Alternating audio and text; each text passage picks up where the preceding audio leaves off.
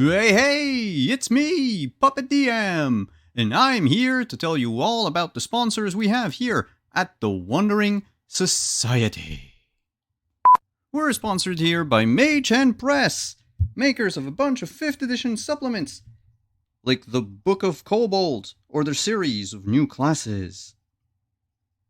And don't forget, Arcmada, the amazing sci-fi fantasy campaign setting for the world's greatest role-playing game. Be sure to check them out at store.mageandpress.com. Up next, we have Roll20. It's the platform we use here at the Wandering Society to play all of our games. It's easy to use, intuitive, and it now comes with dark mode. Be sure to check them out at roll20.net. We're also sponsored by Art Talsorian Games. Art Talsorian Games make great RPGs, and they've been doing so since the early 90s. Check their books. They've got Cyberpunk Red, which Simon tells me has been played here extensively, Castle Falkenstein, which also has been played here, and The Witcher, which has also been. Okay, we get it! Check them out at your FLGS or online at rtalsoriangames.com. Have you ever wanted to wake up and smell the coffee? Well, now you can with this next sponsor, Found Familiar. Get yourself some damn good coffee at foundfamiliar.com and use the code on the screen to get 15% off. What do you mean I can't drink coffee? What the fuck is felt? And we couldn't end this segment without talking about our good friends at Die Hard Dice. That's right. As a Dice affiliate, we are proud to partner with Die Hard Dice to bring you only the best in shiny click-clacks. Click-clacks? What is... Ow. You can check their ever-growing collection over at dieharddice.com and use the link below to get 15% off.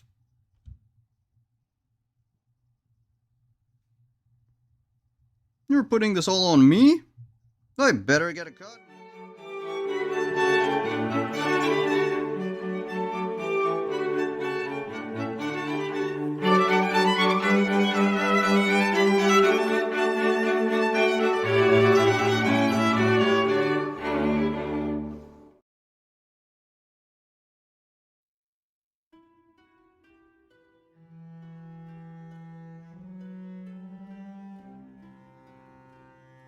Elysium.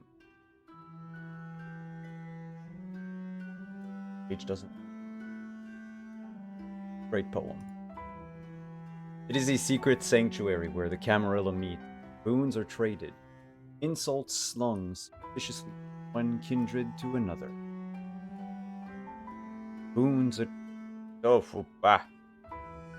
And where old feuds can be settled peacefully. Starting off just like last week. Elysium are regarded as almost sacred places, kept up to the prince's standards, the effort and care of the location of the Elysium, almost as important as the matters discussed within. The herald takes great care to choose a location many available is best suited for the assembly at hand.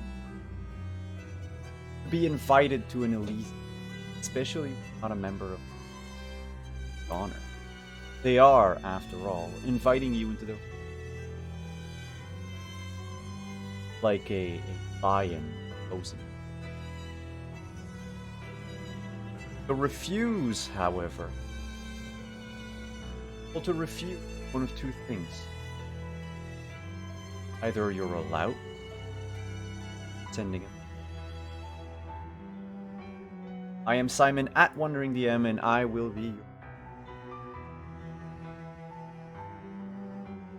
Now let's get on with our story, shall we?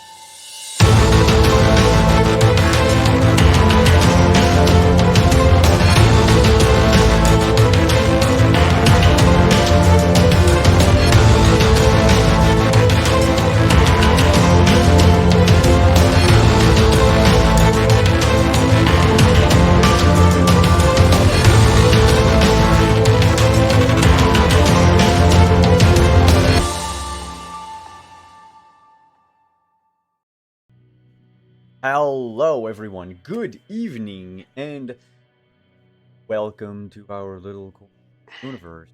I'm not wondering, DM. I've already introduced myself. This is Montreal by night. Are the master actual play?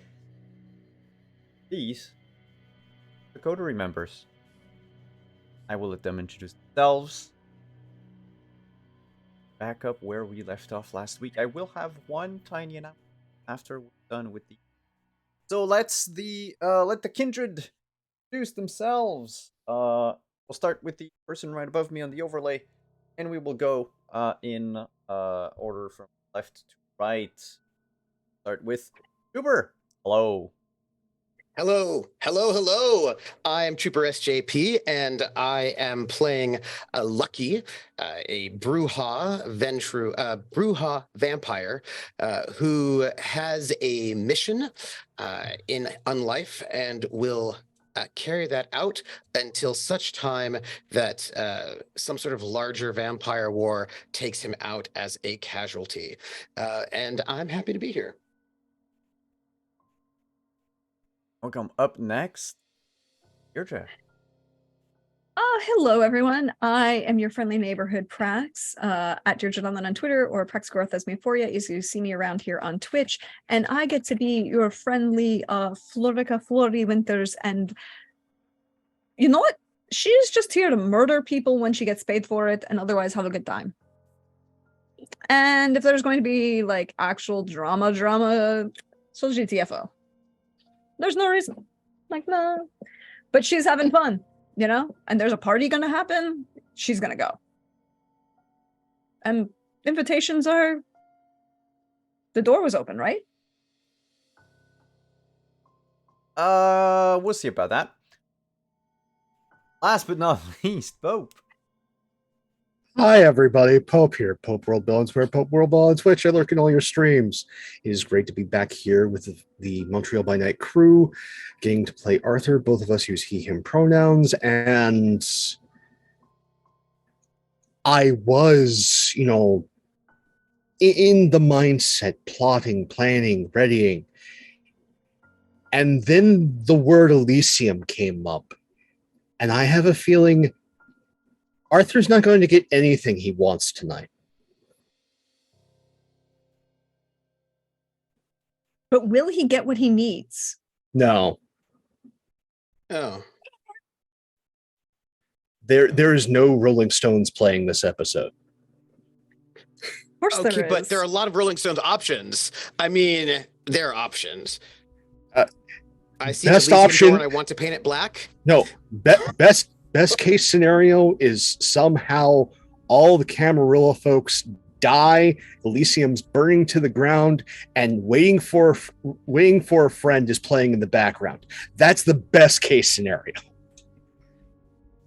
Maybe. We'll see. Let's temper expectations.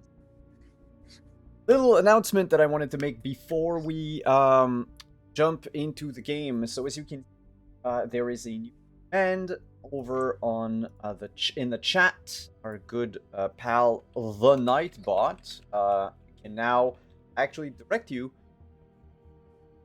Legend Keep have for game from by night. It is a public Legend Keeper. You cannot create or modify anything, of course. Now, from what we were talking with Malkadoshan in chat, it doesn't seem like the whole project is loaded yet. It's like piecemeal, so please be patient. It should be available. I mean, I've turned it on. I've turned on the sharing like an hour, not even an hour ago. So I did a few tests before, and then I turned it on. So and it is a rather hefty project. From what I can, on my end, everything there,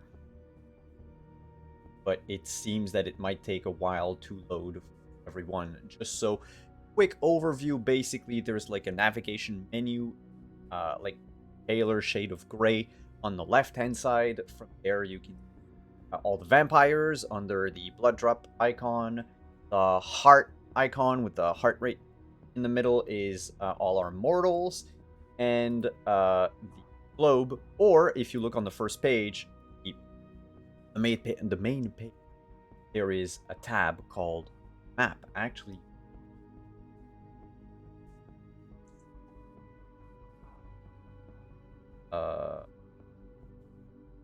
on you or on Soup, they just made it goes. Bit. So the Montreal map should be the very first thing. It's going to take a bit to load anyway. Let me know in chat over the course of the game tonight if you any changes. You should be able to see basically a bunch of vampires, a bunch of mortals, a bunch of places. It is kind of like a wiki mix with Google Maps. So if you on the location Montreal map on the pins, it'll places, and those places if you have info on characters, links in. Thank you, Malk. So apparently it is already loaded for them, so it should be available to everyone. This command, by the way, I made it public. Wow. Tab. My last little where I know.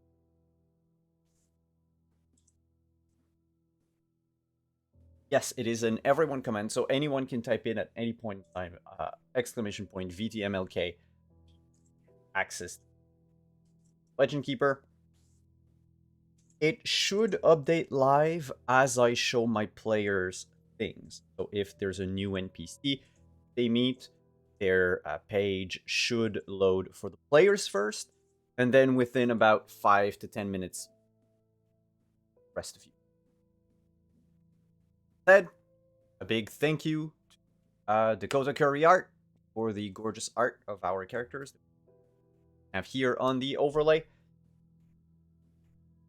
And with that out of the way, get back to Elysium. So last session, Tori went to visit one Vargas, Paramount Thief. Only one of the two vampire came out of this building.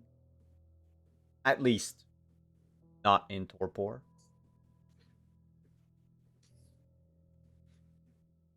Vargas has decided to retire from public life. Trip to the Middle East. No idea why, but Well, he obviously was a more potent blood. He felt the call. oh yeah, it's the beckoning. It's absolutely the beckoning. Mr. Vargas was an elder.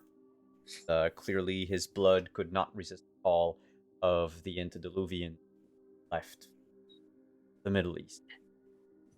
The fact that he left in a body bag, stake through the heart, is purely incidental. And can anyone prove that? Oh, I mean, hey, I if didn't you're see anything. if you're going to the Middle East by post, there's certain requirements you have to go through. Yeah. I mean, The other two members of our code met with Caleb parking garage, where they had a long discussion over the events, not just the great breaches, strange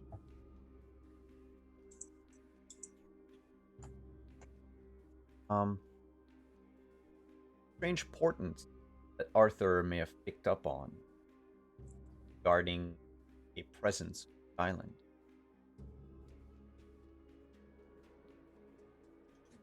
Caleb informed the pair that coming, whether anyone or not, that fortunately tried and forced to accept the position of sheriff, thing that did not sit well with anyone, especially Lucky. It was now decided certain things regarding Val. The announcement of Amarilla's presence sent Coterie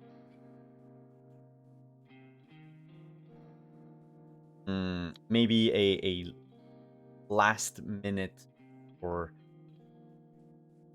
I'm not gonna say it screwed up your plans completely, but there is definitely now a wedge in shoved in there in the machine, the cogs.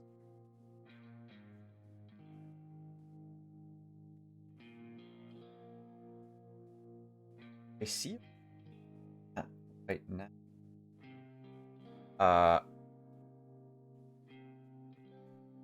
Malk. The guest characters are in the Legend Keeper. Polly Watson is under the Independent. And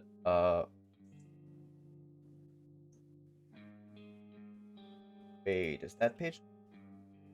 I need to add the others. I thought they were there. They are not there. So I will add them. Thank you. Yeah, only Folly is there. Not a distraction. It's true that I am missing currently at the moment like 3 NPCs. Also, if you see on the Legend Keeper a little skull next to it, that's because for all intents and purposes they're dead. And not in the became a vampire type. So, we will skip over one night. Basically, skip over a day, if you will. Start our session on the moonrise of following 8 our chronicle.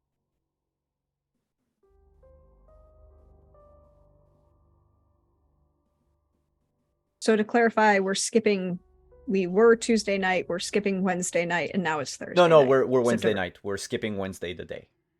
Basically Okay. ending the Tuesday night very quickly. So we're starting up on Wednesday. Because day 27, right, is Monday. And so we're going to come up on day 29, Wednesday. No, Yeah, it's we're not September 20 skipping any days. I'm just ending the last night. Like our last session ended, there was still a few hours night. We're skipping over that. Sun rises, sun sets. They're fresh. So Tuesday. Basically, tonight would be.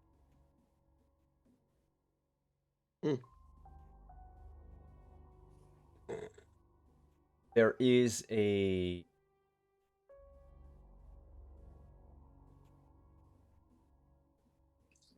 There would be a knock at Arthur's about an hour after sunset. It's a soft, shy, like the person at the door really does not want to bother. Or is a child. Look, first look at the security camera, then through the peephole. Security camera reveals very nondescript, wearing a light, sort of sporty fall jacket, like a breaker almost. Just jeans, running shoes. They've got upon their jacket on their arm an MP3 player.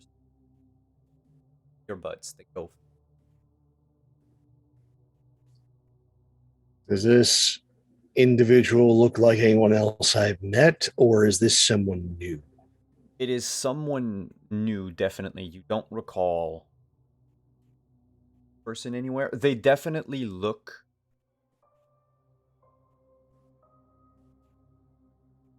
maybe like a what I call what are the Career? yeah, like the bike courier. Okay. Just there is no bike around. Well, we'll open the door, but we're going to just note where the shotgun is in proximity to the door, and if necessary, there's going to be a very loud bang. And we'll open and say hi. Hello, Mr. Arthur? Yeah. Got this for you. It's from mutual friend. And he holds you a manila envelope. It's from the office of a certain C. Duval. For a moment there, I thought you were going to serve me papers. Oh, no, that's my day job. All right. Well, you have a good night. Lori just kind of peeks at the security camera when the guy says, "Oh no, that's my day job." I'm like, okay, I know who to avoid now. A very young how'd you call them again? They're not bailiffs. They're servers. Yeah, bailiffs. Or No, they're servers? not bailiffs. They're a bailiff and a server are two different people. They work for the courts. They're certified. They provide service, and they are like clerks. Usually, is what their official title. Because we call them what would be the equivalent in English, bailiff. No, there's you've been served. They're like a process. Yeah, the people that come to your house to say you've been served, we call them the UPA, which is Yeah, in But it's the US, they're separate because yeah. the bailiff has a very limited authorities in particular places. Yeah, but this the young kid process is not going to server, tackle anyone. yeah. But yeah, anyway, very young, probably turn looks barely above majority. Mm-hmm. Yeah. The Okie dokie. the letter from Caleb, Mhm. if you open the envelope. Okay, yeah, we're doing that, but I'm going to make sure that I'm in close proximity to the fireplace. It's a single 8.5 by 11 paper.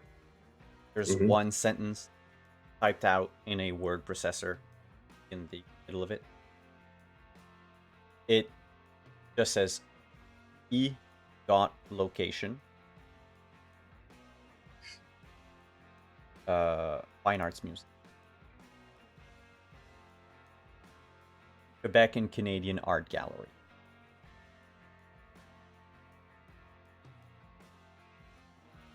Oh, this is going to be a mess. What's mess? What's messy?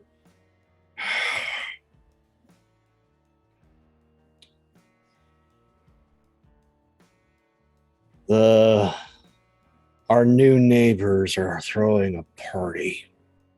Oh, I love parties. They're so much fun. Are we going? I need a new dress. The last one I wore got covered in blood. The Really didn't last very long. new constable has been informed that he must invite us and has requested that we be on our best behavior.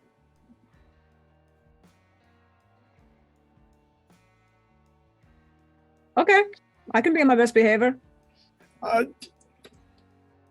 Flory, I don't. They gave Betty a position. Sucks to be them. She's essentially hosting. You know, I might even do her for free if she ends up being the host. You know how many things you can get away with when your host insults your for guest rights? So much! I really shouldn't say this, but there is a part of me that is just starting to accept that things are not going to go the way that I want them. That's because you think too much. They're doing this shindig at the art museum. Oh, I'll go shopping while I'm there. I thought you'd say that. I do have 3 actual clients who want some pieces recovered. It's easy. I know it's easy for you. I just know that this princeling is going to be a problem. Of course he is. He's a ventrue piece of shit. They're inherently a problem. Yes, but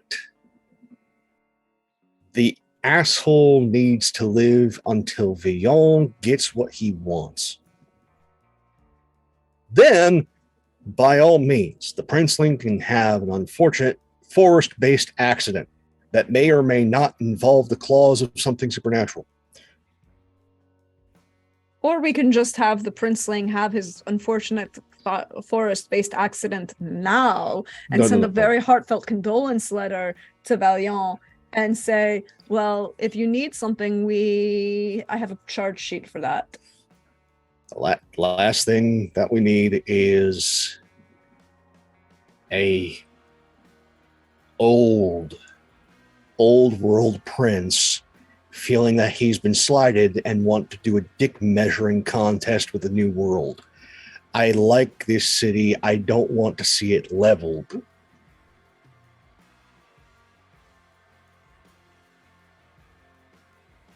I promise not to ensure that the city is leveled. I'm not going to make you promise anything, darling. You do you. Good, because my word is, of course, my bond. But, I mean, I've been to Paris. It was decent. Halfway decent art museums. I avoided Paris like the plague. Paris did have an extensive problem with plague problems. It's not my problem anymore. There is too much underneath that city, and I do not want to be anywhere near it. You say that as you are standing on what has to be a major Sabbat treasure hoard and chapel. It's not coming for me. It's under rubble. For now. Didn't last very long when Berlin was under rubble. When Dusseldorf was under rubble. I would like to remind you what the Allies and firebombs did to Tokyo and how that didn't last very long either. I have plausible deniability. But no, whoever's going to kick over that snake's nest is going to be Villon or working for him. And when whatever serpent raises its head out of that nest and just starts biting, I'm not going to be anywhere near that problem. Okay, but let's stop and let's be honest. What are the three things that someone like Vaillant is going to care about in Quebec? There is something that he knows that is down there that he wants. Yes, but let's stop and think about what it is. We know what it's not, right? He isn't going to care about the art. He doesn't want no Vode. He doesn't want no old Zim. No, there's something of import down there. And what could be important enough to avenge you in Paris to get him off his ass? Three things. Something sentimental, something powerful, or blackmail. You forgot number 4. Well, I mean, technically it's part of number 1, but I think you're forgetting number 4.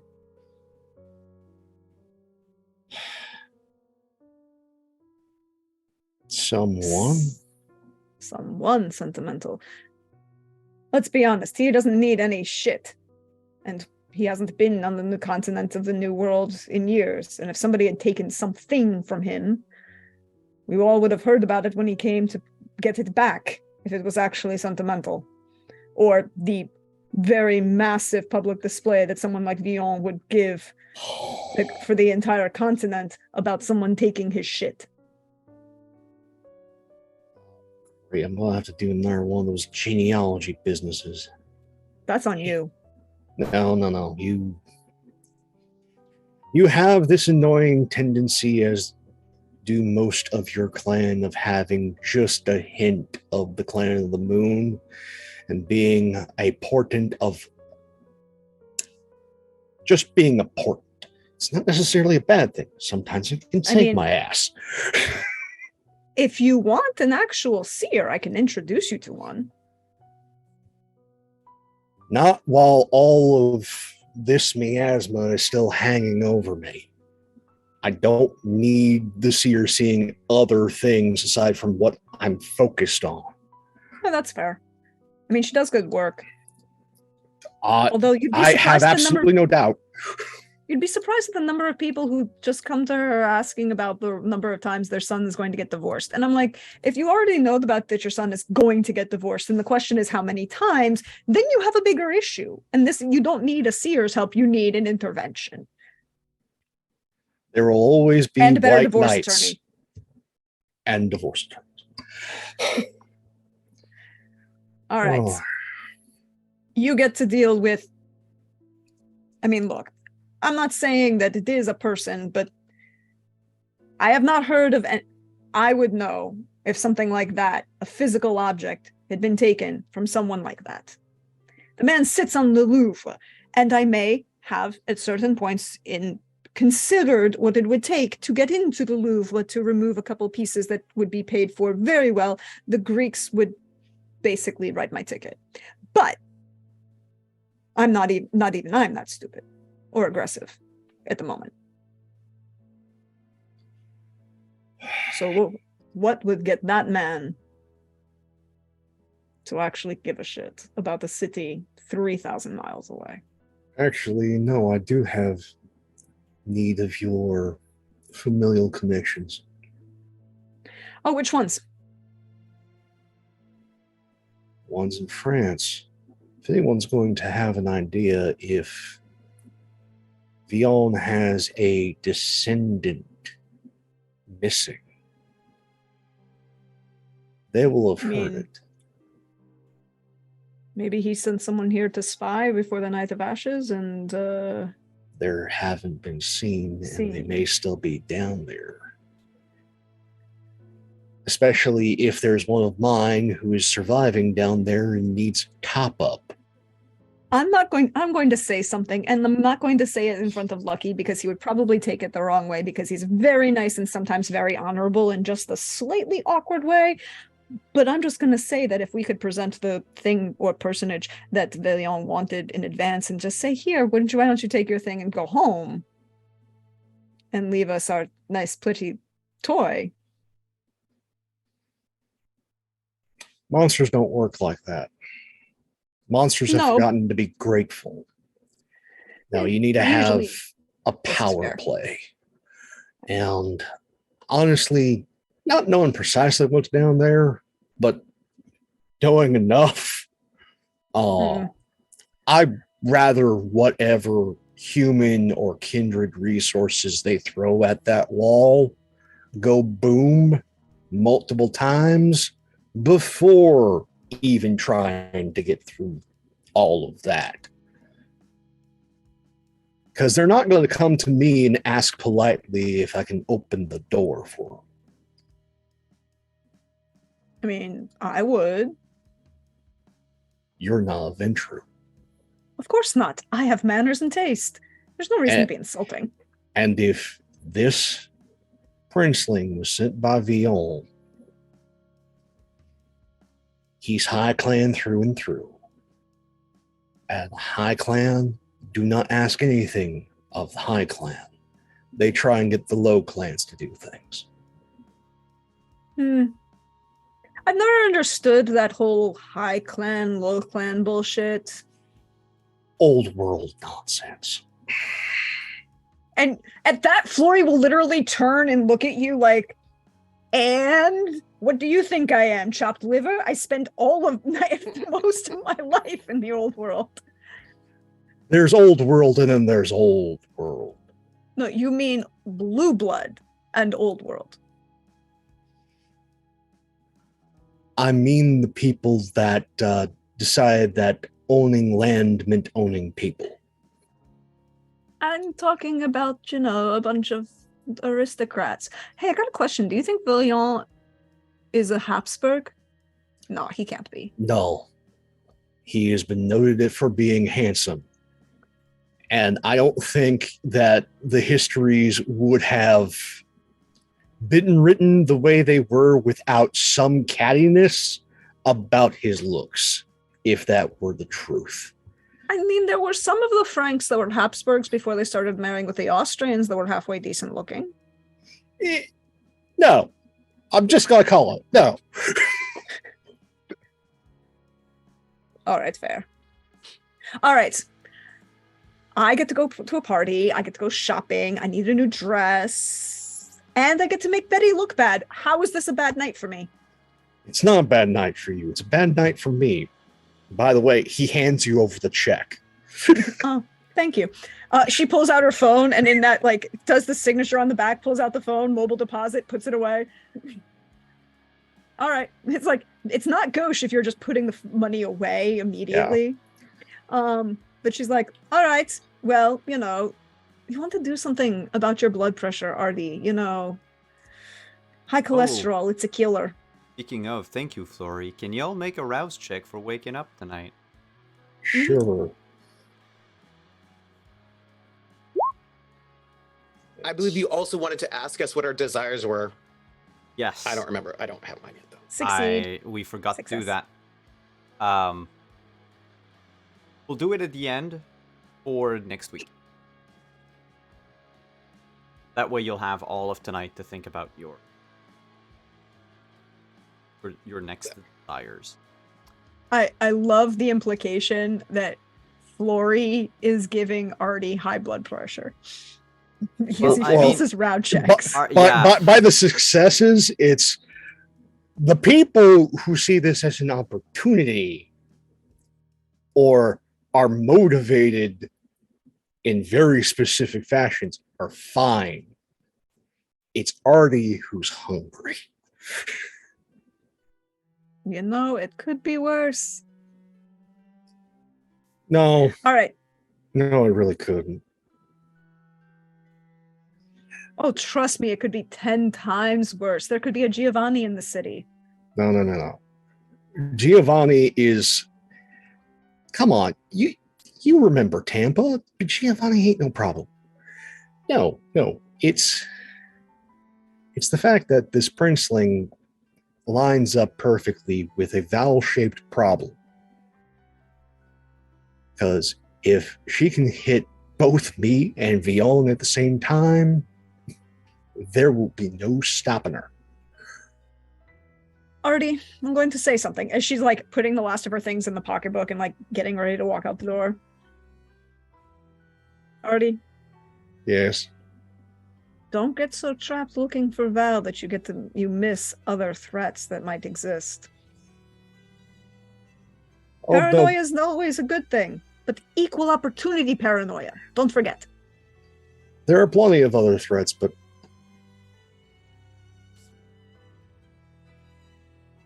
before she taught me chess, she taught me dominoes. This is dominoes.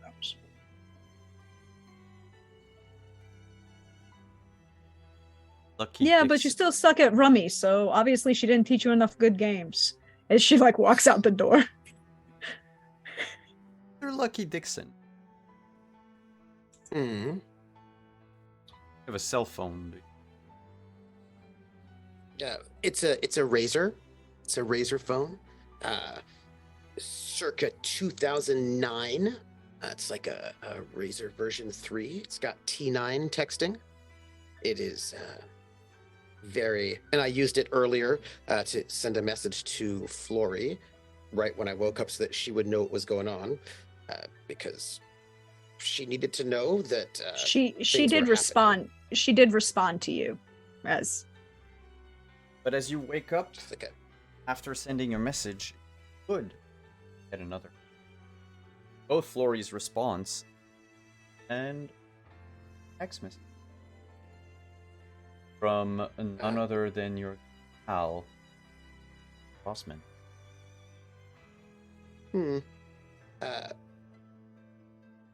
I look over to Antonio, who's probably in the basement with me.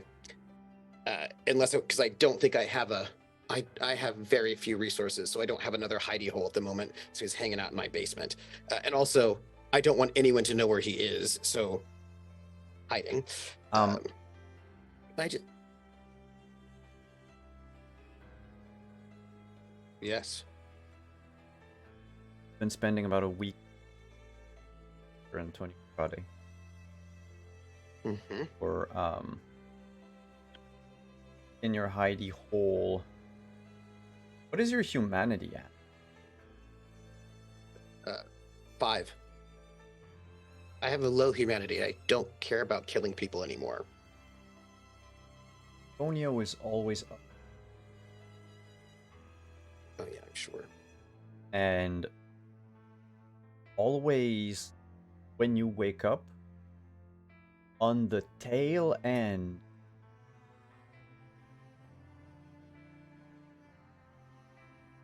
but not like religion.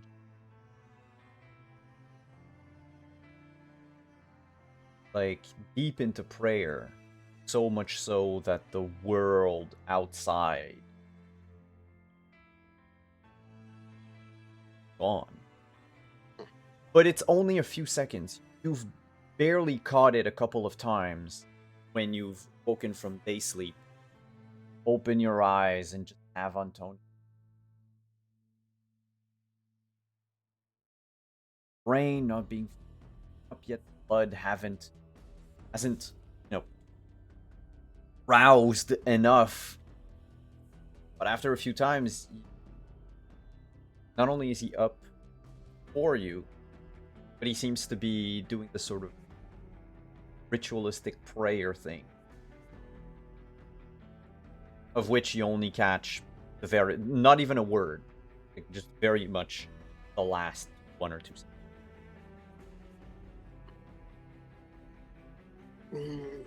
And I look at my flip phone to see if it was maybe another response from Flory, and it's not. It's from Melvin. And I see what it says. Melvin says, "You doing anything tonight?"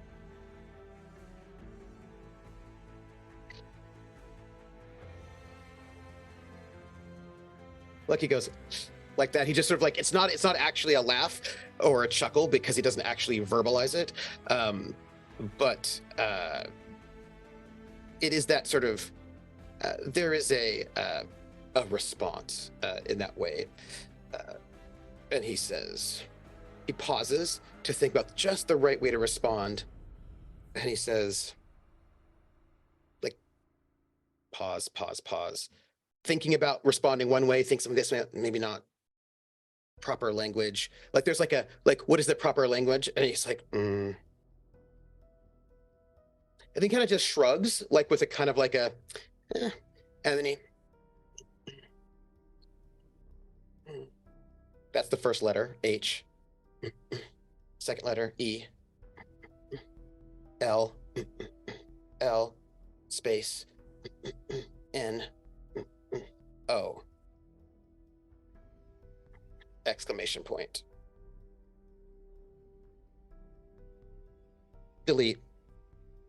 Period. Send. It's T9. H. Oh my god, yeah. Took so long for you to spell it out that I wasn't sure if you were spelling out help or hello. No, just hell no. But again, T9 texting. It was a different time back then. Yeah. It took a while. But he decided hell no with a period, not an exclamation point. Got some pal getting together. Thought maybe you'd want to be there. Not the Elysium. And the not is in all caps. Says O K A Y period space W H E R E question mark send. It takes a while. His responses are always a little bit slower than everybody else's. Melvin's answer would be uh, the Olympic Stadium. Closed. Go through exit door 42.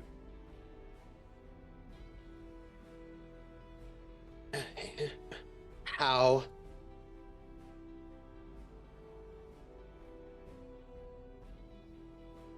Private. Send.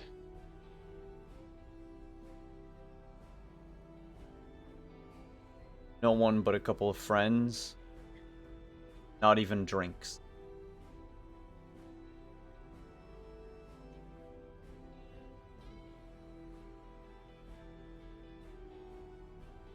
One second. Period. Antonio.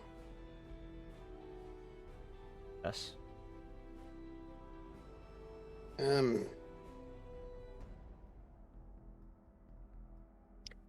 Caleb's been asking about you.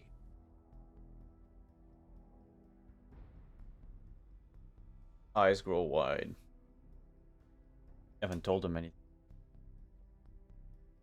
No. He was saying that he was concerned because he hasn't seen you a boat. And I said, maybe you left. He seems very concerned.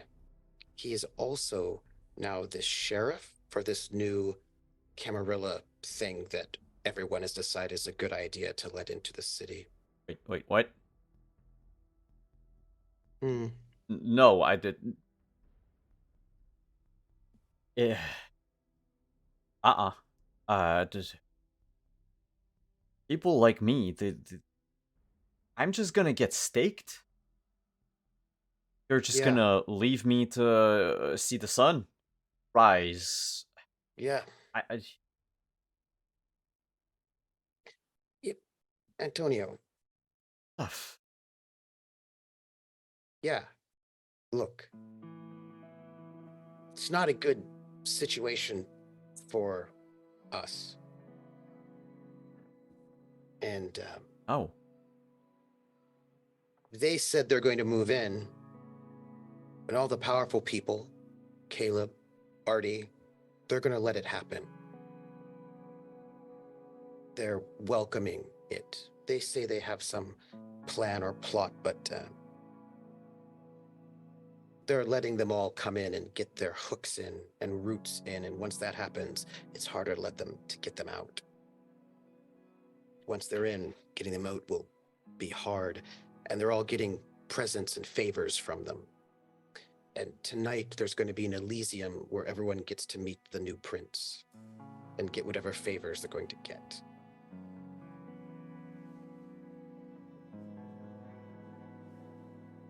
You can see his mind racing.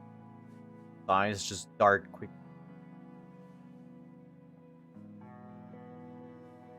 Antonio. Yeah. Caleb asked. I didn't bring you up. He didn't ask. He said he had things on his mind. I asked him what was on his mind, and he said he was worried about you. And being worried about you because you hadn't been seen. Worries about me, or he wants to make sure I don't do what I did ever again? I don't know what he knows, what he doesn't know about you, and about what you've done or haven't done. I also don't know if he's a friend of yours or not, so I wasn't going to tell him anything. I don't know if he's an enemy of yours, stalking you, following you, or what he's about, so I didn't say anything. And I wouldn't. Even if they were to offer you offers and such. Those are powerful No incentives, masters, you no know? slaves. If you want to be enslaved,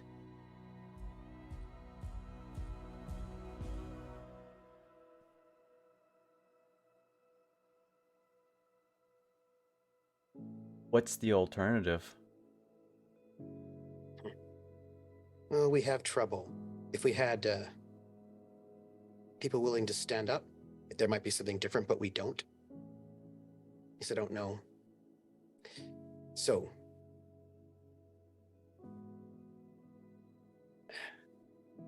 I got a text from a friend. They're not going to the Elysium. They invited me to a get-together. I want to know if I should ask if I can bring you. I'm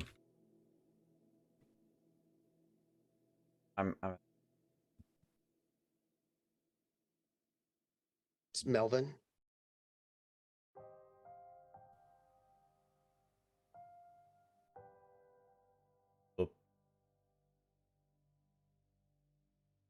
Melvin the hacker man.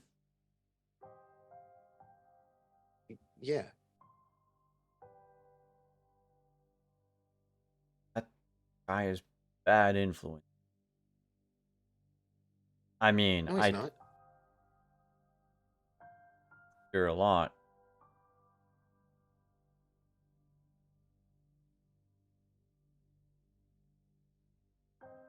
It's worse than me sometimes. He doesn't care about people or places. I mean, on the other hand, it might just be what I need. Like, huh, something with no stakes in all variations of word. I won't say anything about you to him if you don't want me to, but if you wanted to go.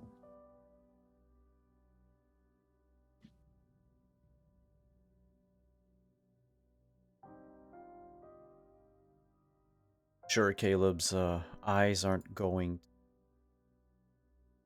spy me running out of your place.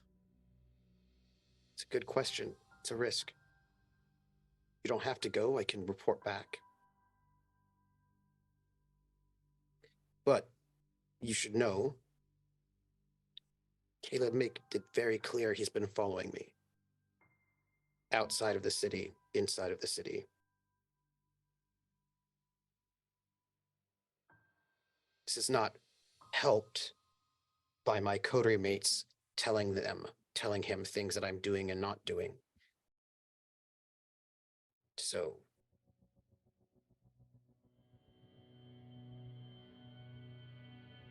Listen, you've hid me right here. you hid me, so when back in the 70s, 60s. Yeah, I'm thinking,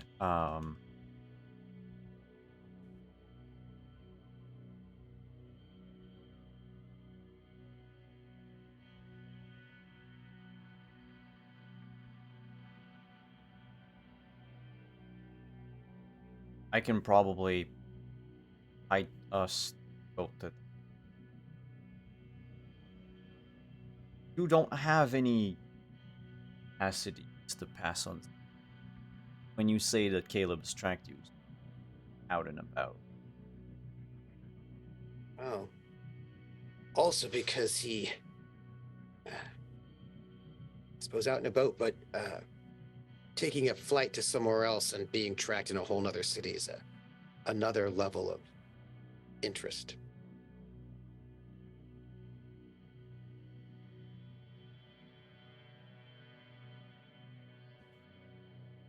It's a lot of interest.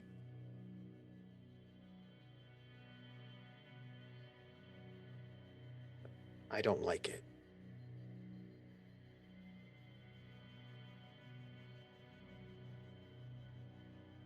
But You're not he's going out of the city. I'll go others. I'm not getting into some weird.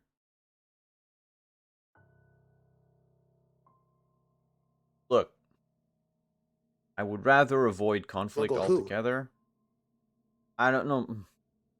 Look, there's cities, a lot of kindred. Yeah. We're not like working for one of them. Antonio, up until this moment, and in my opinion, still to this moment, Montreal's an open, free city. People can come and go as they wish. No one has to smuggle anyone in. No, what I meant is shop. Are you trying to set up shop? Me? I'm not part of those groups. I just want to make sure that helping you out is not going to cause any problem down the line. Oh, I'm sure it will. I'm sure there'll be problems with everyone here down the line. I mean, they're moving in. And they're going to do what all they do. Artie told me all sorts of things about the Camarilla and how they work. He calls them the Ivory Tower. And the things he said are not good.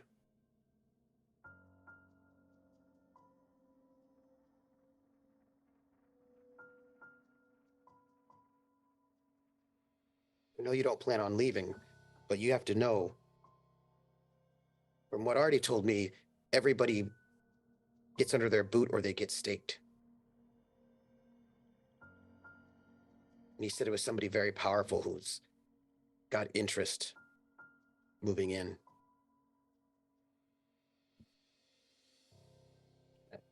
Like if The Prince of left. Paris? Prince of Paris? Some name, I don't know. He's coming, sending a ambassador or something to be prince.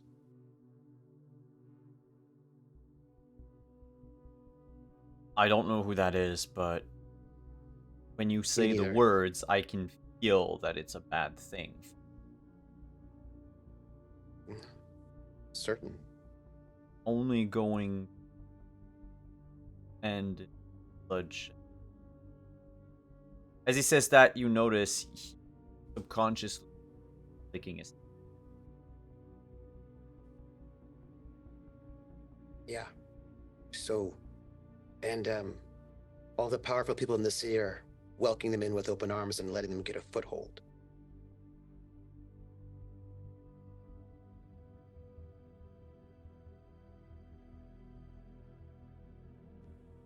I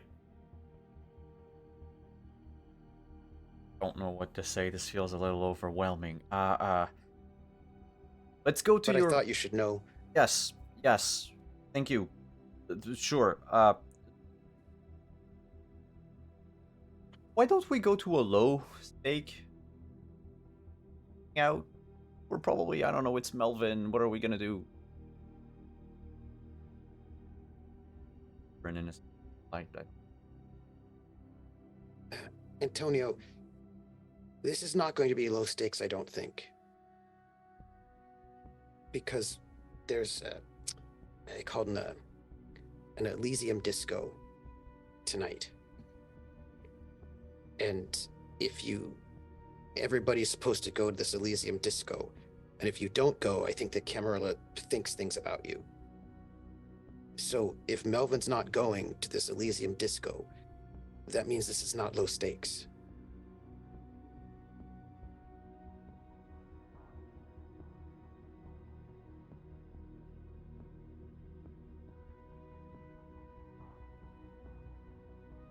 Leave me out of it for.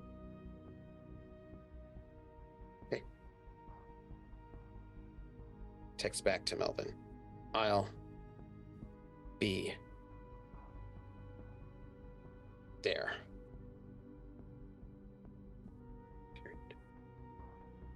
Melvin texts back almost Hey. immediately at her phone.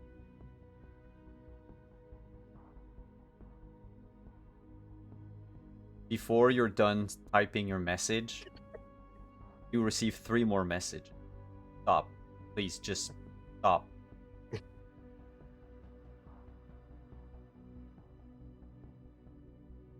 My phone is okay. Send.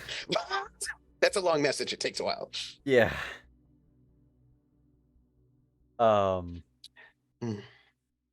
Antonio, don't worry. I will keep you hidden as long as I can. Until we can find some other place.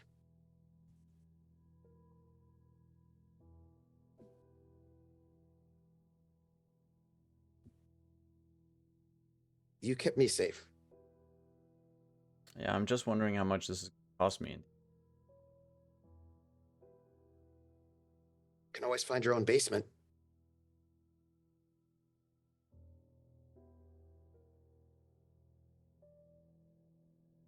I'm not going to the disco. So, if that's too hot for you, that's okay. I'll stay here for tonight. Yeah. I'm getting But- a little... But you should know, Caleb's looking for you. gonna be at that at least. Mm. He's the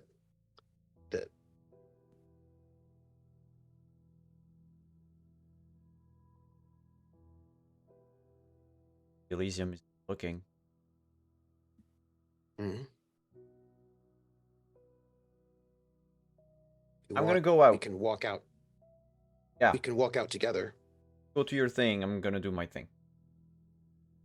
Okay, yeah.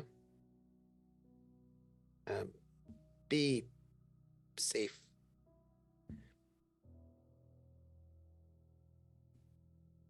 Yeah.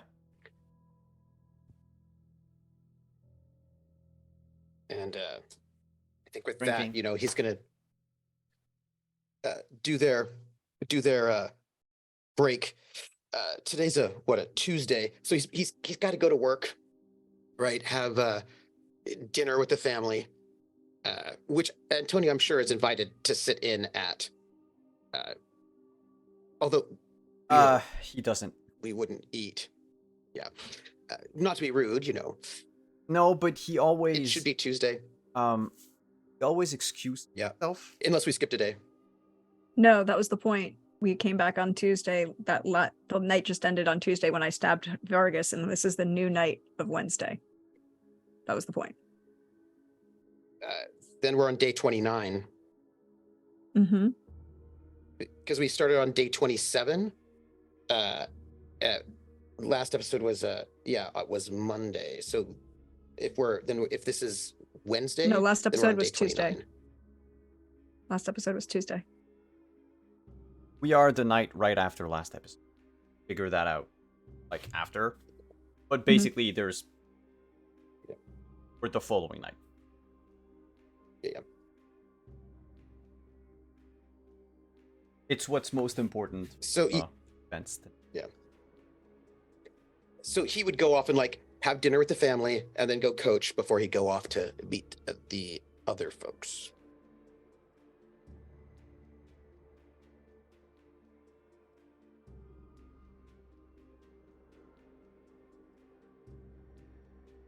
Before we split the screen gathering, which we'll do after break, or break, I would like to know from the three of you, what do you do to get ready for meetings? Call Yuma on speakerphone. Going into my boxes of the occult stuff to find a proper gift / message. And then I'm going to do the most Zamish of things. I am going to bust out my finest clothes. I am planning on being the best dressed there and having that be a statement. Let me ask you two things. First one, we'll get that out of the way. You make Charisma etiquette. Difficulty. I'm gonna spin a blood on this. Right. You succeed. Oh, you'll spin a blood. You mean you'll rouse the blood for Yeah, a bonus? rouse the blood. Uh, Because I don't have many dice for this. we'll need a rouse check. I'll do that after this. And blood potent. It's an add 1 die. Yeah, it's So there's Yeah, I only have a 1 in 10 chance of actually succeeding if I spend the willpower. It's okay. It is not a true failure. What I wanted out of this roll is that your dress. I'm spending the willpower. Okay. Your dress to impress, if you succeed, will give you bonuses. Otherwise, Oh, look, I actually succeeded. fuck. So it is a crit success. So for Four the successes. yeah, Yeah. for the purposes of this, for the entire Elysium, any social-based roll, you have an extra die. And now I'm going to do that rouse check that you asked for. That one's good. It is what we would have called in Witcher or in Cyberpunk the grooming and style. The other question that I had for you is,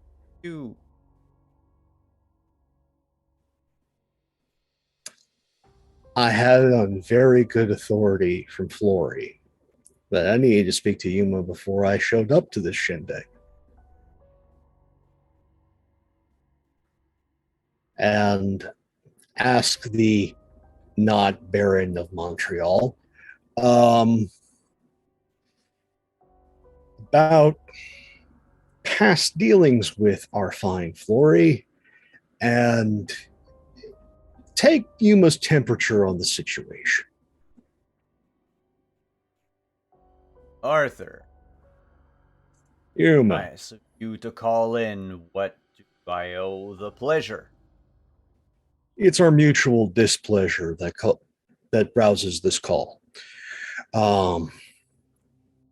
It's no secret that the Ivory Tower is showing up and they're throwing together a shindig, and it's being sponsored by no one less than the Prince of Paris himself, Villon.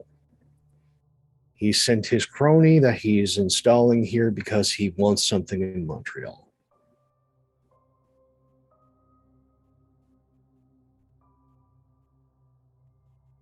I heard. Yeah. I'm not going. For all intents and purposes. Fuck themselves with.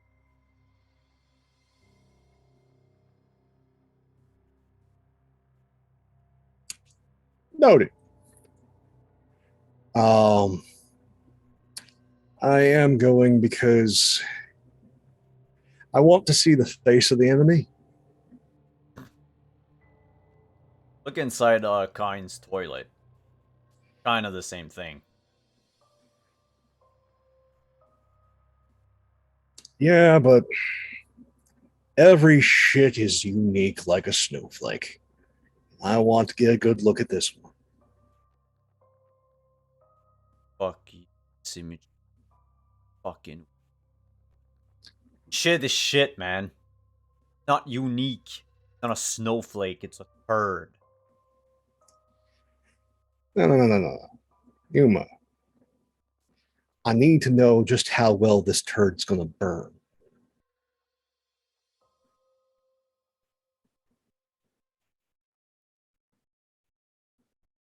I don't know if I should trust you.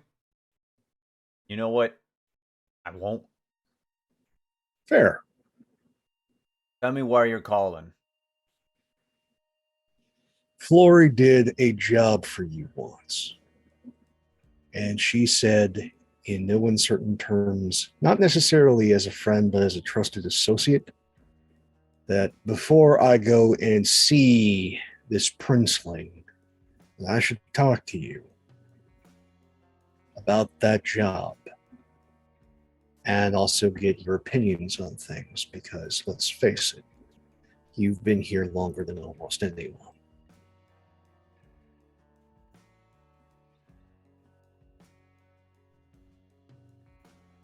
Lori Yeah.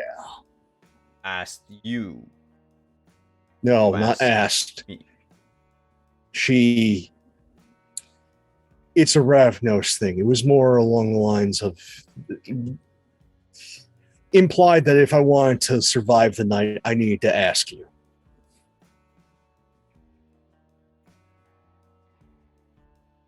You there? I know I'm on speaker. No, she's going off and spending all the money that I gave her on looking the best that she can to go to this place and go window shopping. Must be awfully fun to be part of the 1%. It has a lot of benefits.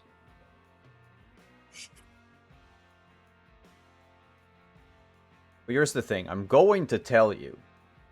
And if I wasn't supposed to tell you, I'm just going to make sure that you take the fall for it.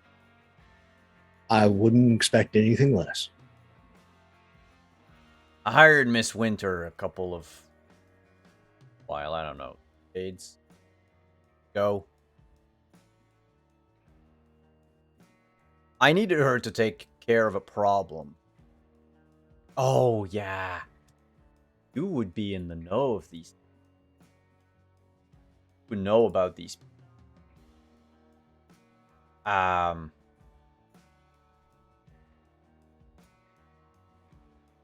Took care of a pack of inquisitors for. Now note my choice of words. A pack of inquisitor. That's hand business. Yeah, well, that hand's missing 3 fingers.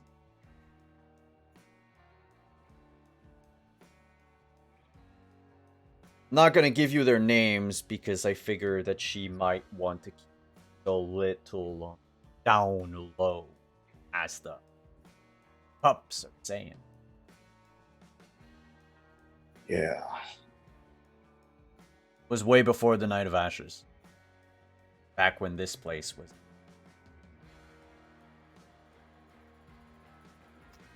A thrilling ride of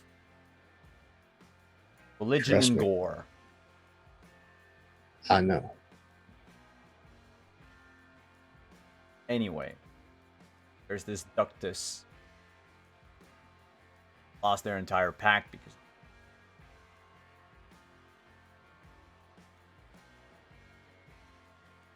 I'll spare you details about everything.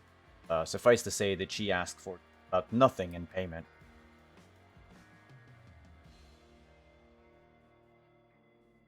I don't know why she wanted you to know that, but there you go. I have a number of ideas. None of them good. Thank you, Yuma. You have been most forthright. Doesn't take any effort for me to be forthright, you know. Yeah, but That for some of us, it takes a lot of effort, though. it does. Now, I'm going to play nice for now with the tower. I'm going to wait for them to fuck up. And when they do, if the timing's right, I'm going to make sure that there is nothing of them left.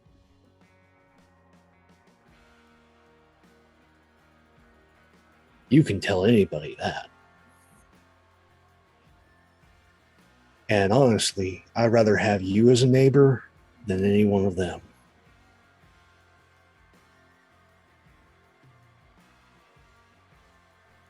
I don't know yet who I'd like to have as an. At least them. I know they're bound by their little rules and shit, so most of them play by. They'll have to pretend. They pretend. They don't play by any rule book. That's just Something until they get caught. I haven't sized you up yet, Arthur. Aside from handling a masquerade breach, which we are all thankful for. No, you're not. But the lie is appreciated. All I know is you're one of them freaks from Florida. Yeah. Here's something you can do to know about me and what I want. Because that's the most true thing when it comes to any of my clan. Know what they want, you know who they are. Ask some of your friends within the movement about the dream about Constantinople, because you have historians just like everybody else. That's what I want. That's what I want Montreal to be. Yeah, I think I have one. I'll ask her. No kings, no princes, just kindred living and being. That's what I want.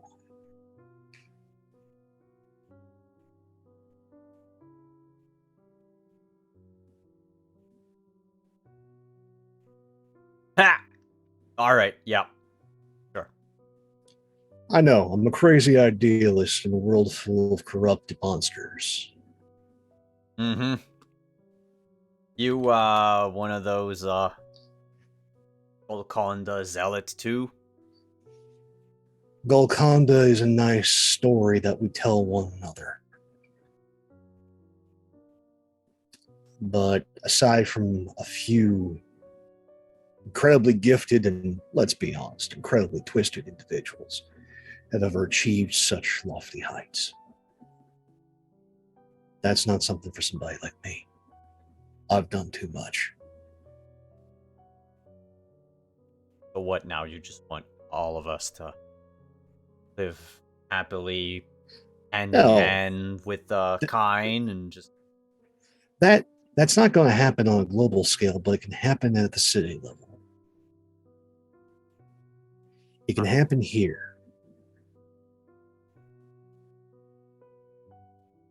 Farmers have associations they've had for nearly a century, where amongst peers, they arbitrate disagreements and they just get along and help when necessary. If the kind can do it, we can.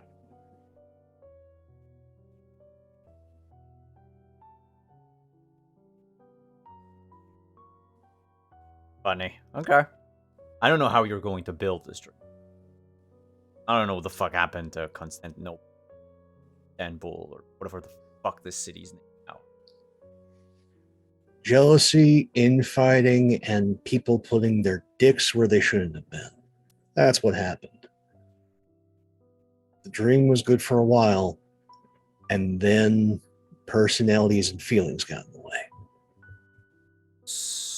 So, an authoritarian dictator who's going to ensure that no one puts their dicks in the wrong places. No one's tried to No. or No authoritarian, no tyrant.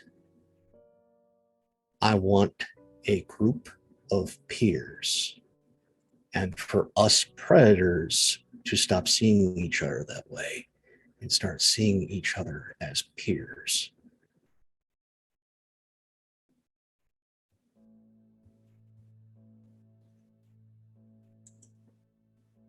if only because I'm curious.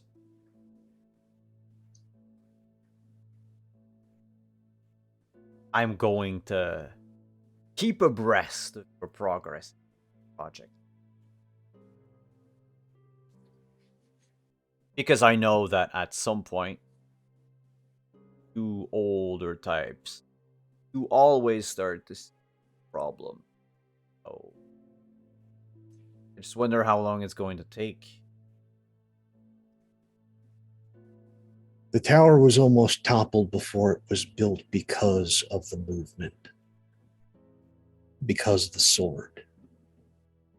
Had we actually worked together, that weed would have never grown. They're just freaks and flagellant. No thank. They weren't religious freaks and flagellants at the time. That came after. I mean, if you're talking about equality among peers and all. I have a brochure at home about the benefits and perks of part of my little gang.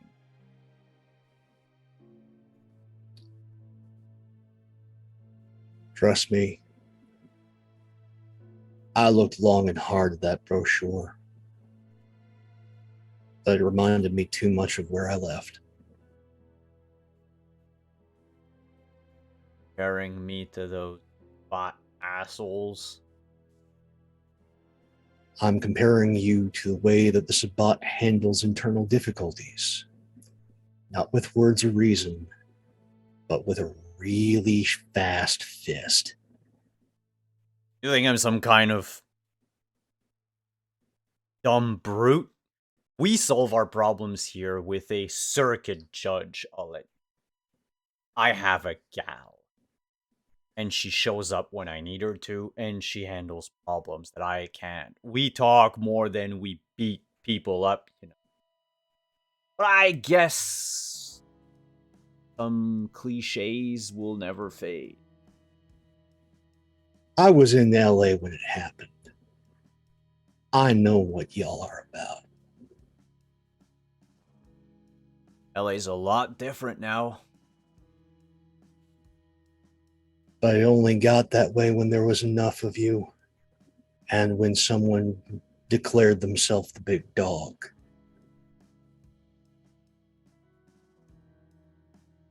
You talk to me about tyrants, look to your own.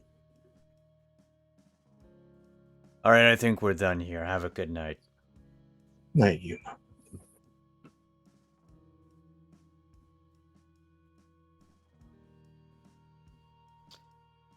Before we go to break, Flory, what are you doing to get ready for Elysium?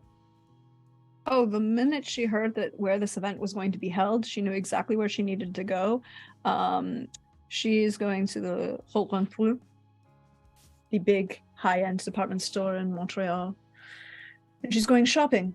And she's going to make a very particular statement, and she's going to enjoy shoving this statement down Betty's throat. So much. Because she is going to... Now, she's not going to spend all of the check that Artie just gave her. Just most of it. On Alexander McQueen.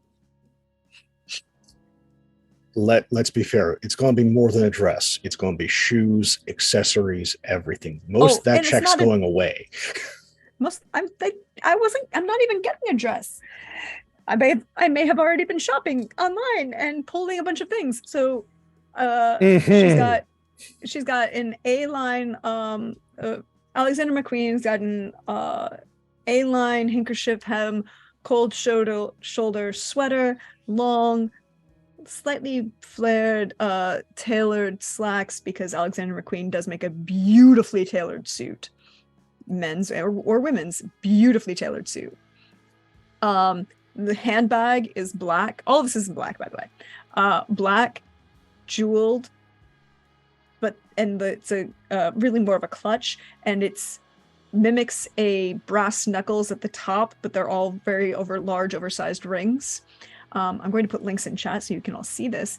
And then for Flory, Alexander McQueen makes very nice shoes, but they're not always comfortable for everybody's thing. And that's the thing, is you don't choose your shoes based on how they're comfortable, not on what the name of them comes from. So instead, she's going to walk around and get a pair of Ferragamos, low-heeled, high, little booty Ferragamos that are just going to look perfectly stunning to be. And this is going to make a statement because there's no way in hell Betty knows A, who Alexander McQueen is, or B, would look good dressed in Alexander McQueen. Is she fully intending to show up at this party that to particularly make Betty look bad? Yes. Yes, she is. Then I'm going to ask for a check. Okay. But in your case, I'm going to ask for manipulation.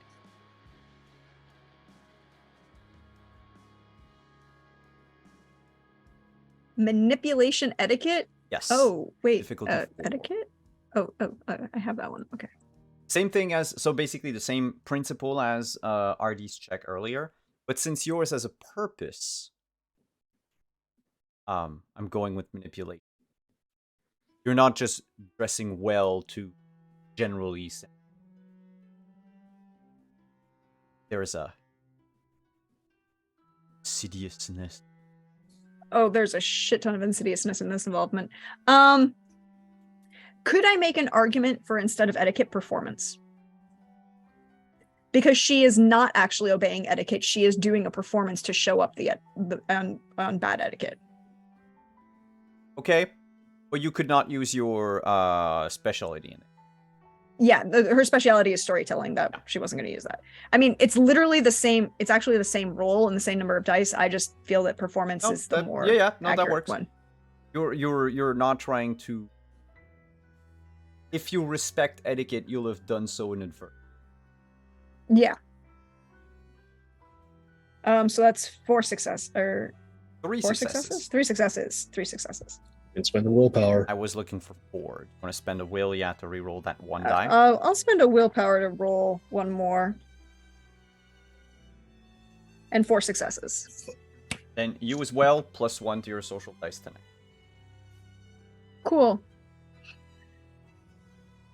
Let's real quick to. So we have. I like the idea of we have Arthur and Flory dressing up 9, doing all the big shopping, and then we sort of wipe cut Lucky by the side of an icing rink. Yeah. What are we? Oh my God! Hey, Raiders! Hello. I know. Sorry, I didn't have my slobs up at the moment. Welcome, Raiders. We're getting ready for an Elysium tonight. So please, yes, Lucky by the ice rink. What's going on?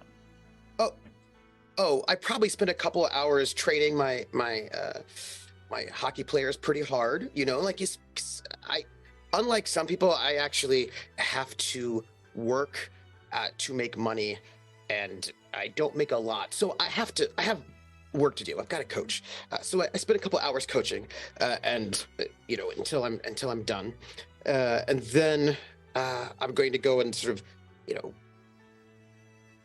wipe myself off, make sure I've got what I got, maybe got my gear, get in my old pickup truck, drive around the city a little bit, try to make sure I'm not being followed, and then head over. Like I'm not going shopping or getting dressed up. I just am going from work, just try to make sure I'm not being followed to go to I'm going to a sports rink.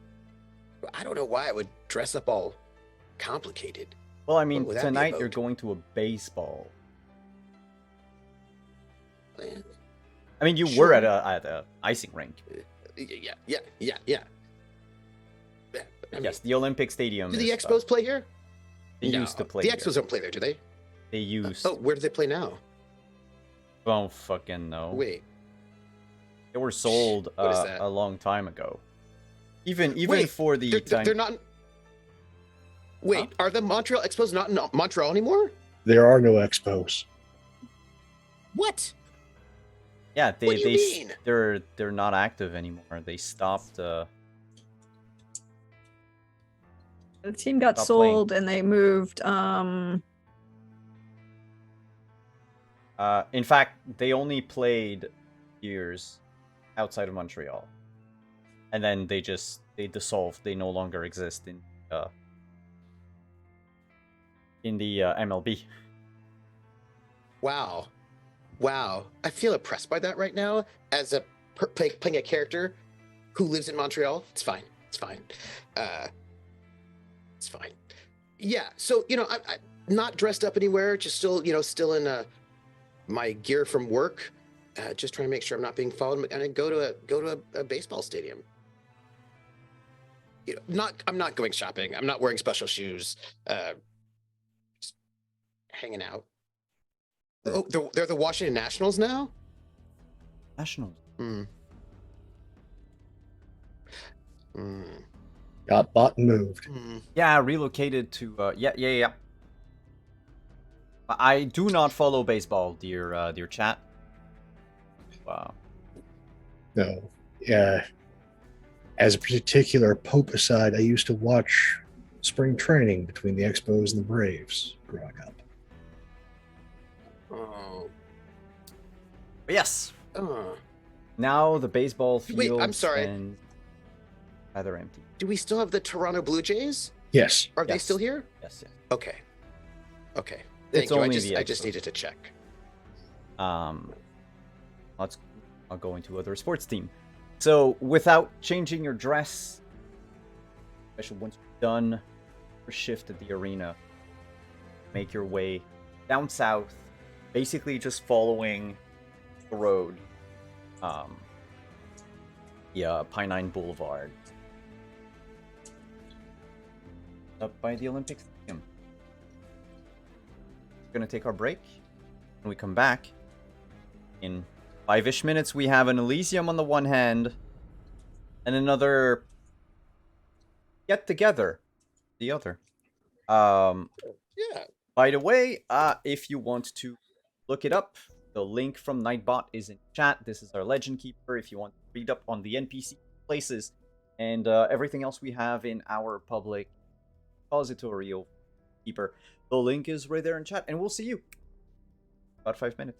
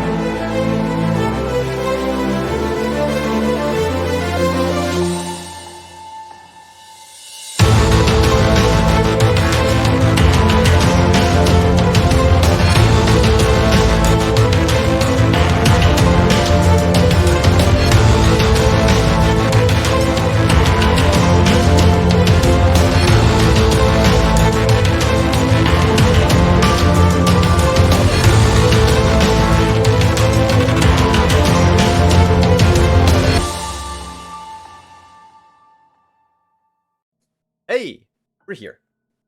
We're back. We are at the Fine Arts Museum, downtown Montreal. Now, for those of you who aren't familiar, the Quebec and Canadian art exhibit building called the Claire and Marc Bourg. Imagine this old Gothic church upon which is sort of grew this very modern granite and glass building. It's a very strange juxtaposition, one that is pretty much a telltale look of Montreal. Posted the chat for all. Is a very nice location, both outside as Arthur and arrive. Can't help but be perhaps a little too overt image that Betty wanted to show. The old being overtaken by the new. The classy, harsh, almost guilt-inducing stonework and power of the old church.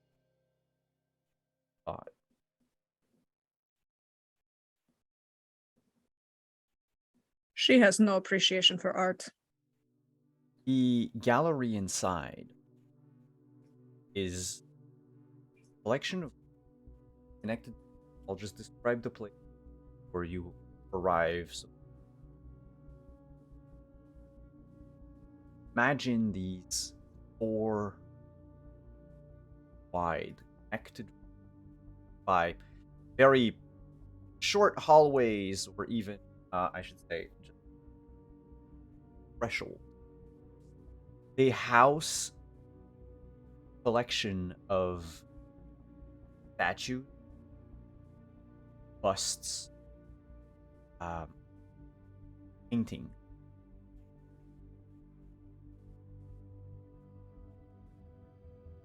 A terracotta statue is currently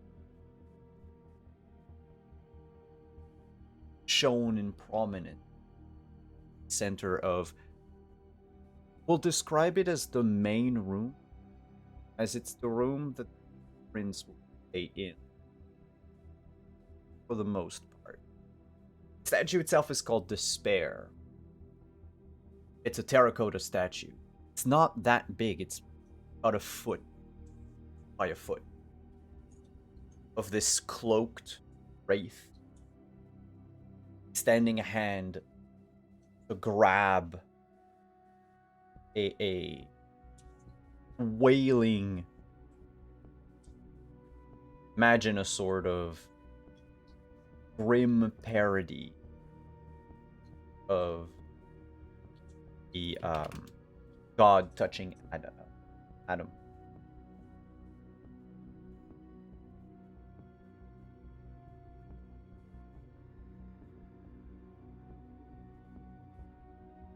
Hardwood floors.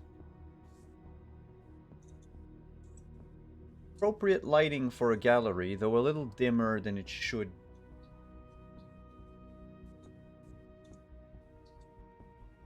Fireplace is silent. Murmurs of the present. Sound. Very expensive moving about the gallery. There is not crowd, though it be all. quite surprised by injured that for the most part, but never seen. Now, when arrive at the museum,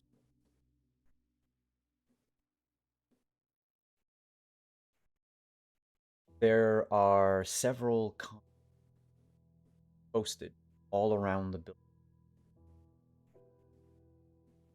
Look like security agents from a local.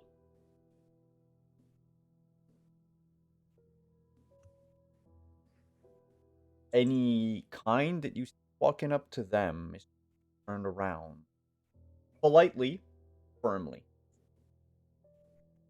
as if the place is dangerous, the place is off limit, which is strange as it is a public museum. Not with it. You would notice arrive station. One Diana Thorne make her way on from 138. Show her the way. The back. Entering through the modern part.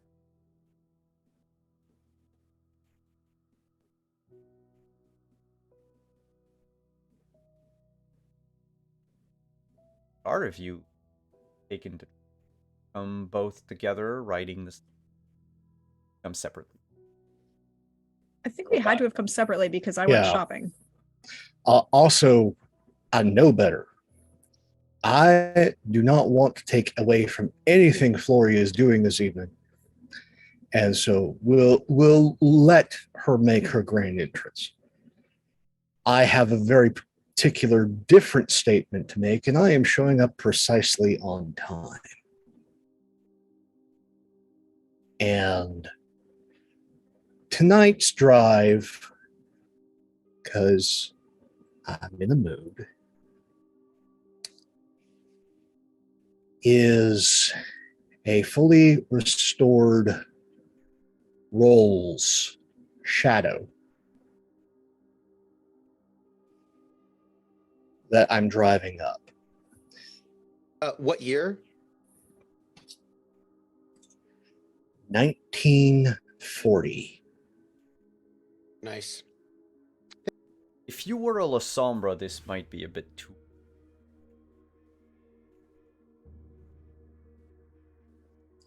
La Sombra have taste. Sometimes. No, they always have taste. It's not always your taste. There is valet parking. Well, I'm From not what you letting gather. anyone touching this car. then when you arrive near the parking lot on the side of the on one side of the building, parking lot that has been emptied out, save for a cluster of cars. Middle. They almost, well, most of them look a bit too expensive, too luxurious to belong to janitor, unless the janitorial staff of the museum paid in 6 digits or more. The valet service is run by those same kind dressed in arrive by one of them stops you. Would you like me to park your car, sir? If it was a different car, maybe, but not tonight. We Thank you, understand. Just motions to like an empty spot. And he won't follow the car from up close, but he'll like walk half the Yeah. Again, security. These guys are competent and well paid. come out of your car, he says, without shouting, without raising his voice, but relative ambient silence. Late night downtown Montreal. A lot of nightlife. Make out, or as he says, door over there. I hope your name is on the list. If it isn't, it's going to be a shock for everyone.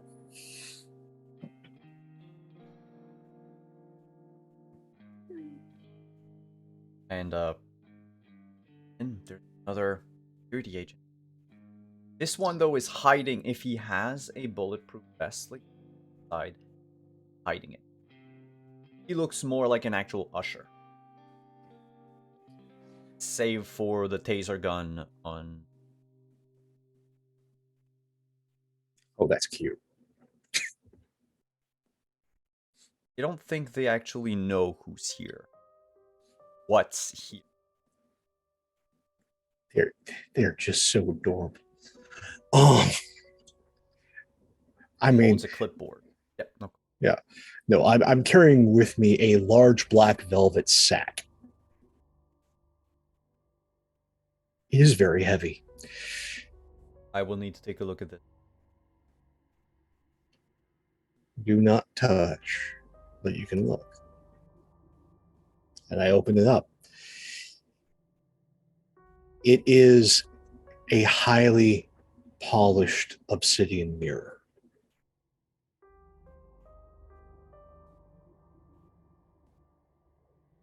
Donation to the museum. Gift for a friend. Just curious. I don't need to plug it in. Your name. Arthur Porter. Ah. Scratches it out. You can see, as he tucks the clipboard away, that most of the names have scratched. That's when I would ask. You have shown up early or on time or Broadway time. Exactly 5 minutes late. then Flory's name, not among. If it was, I'd be shocked. Possibly appalled. Just saying. He basically motions for you to just follow down the corridor. You can hear the sound of people talking. You can definitely hear Betty's melodious echoing. This is a terrible place for any sort of gathering because there's not enough carpeting or tapestries, so everything is horrifically loud, like the hostess.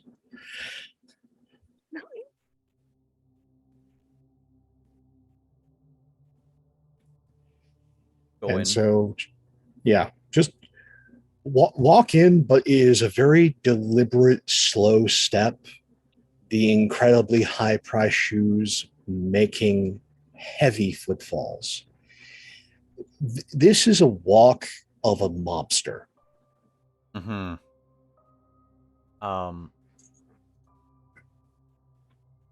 There are several already here. Betty. And by the way, Flory, I'll describe everyone. Betty, who you already know. There is among the people Caleb. No. Valois is not. Diana, you've seen basically come in or two for you. She is, of course, dressed with the same black dress that she was wearing at her quote-unquote Elysium a couple of weeks ago. Is it the exact same dress? No, it's not the exact same, but she seems to favor the sort of form-fitting black garments with some level of transparency. Okay. Then there are the people. This one man dressed very proper. Dark navy for a burgundy vest and white shirt. Gold tie matches.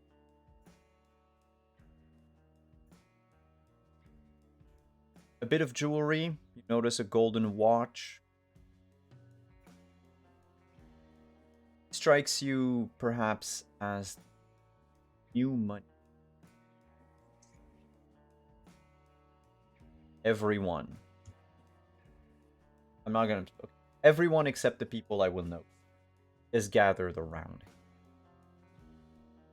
Those who aren't gathered around him are one Caleb Duval, another person you've never met,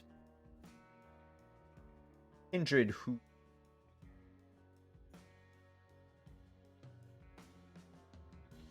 short of stature, a little squat.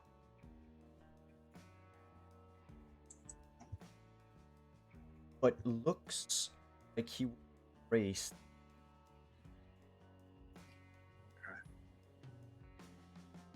Probably a bit older, but kept this sort of baby face that doesn't really match the rest of the shape of the body. Another person who is not by this richer, and that kind of stands out, a shadowy in one of the adjoining.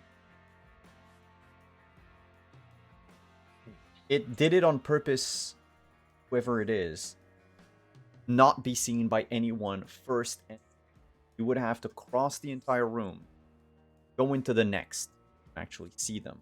You can see there's a shadow, the shadow of a person out there, so that you know that there's someone. There's a I don't.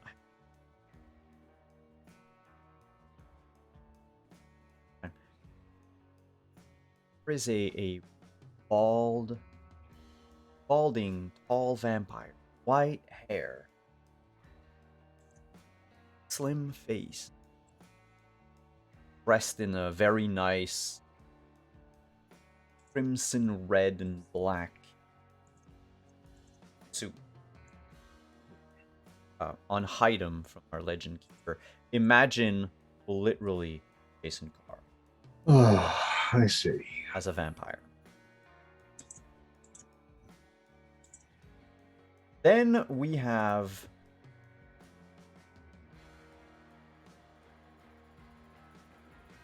a black man wearing a nice military outfit. But as you look at him, you can tell he's not military. Got the outfit, probably because it was that weird, Elysium worthy.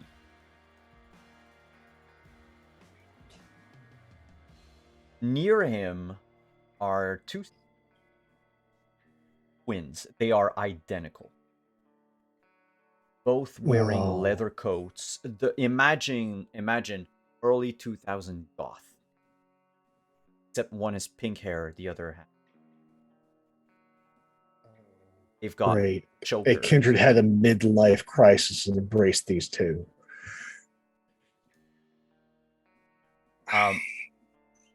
They are also not around Rich. Yeah. Basically the prince. They're not around him. Neither is the black guy, nor... sorry. Yeah, they got better things to do than suck up to new money. And then, well, Diana is by the prince, Eddie, and another woman that you have seen at the jungle, if only in passing. This sort of... Is this Lydia? Lydia. Yeah. Keep missing her. She's there by the prince. Of course she is. And then there's one other figure who is by the prince, but not just hovering nearby and listening. Grab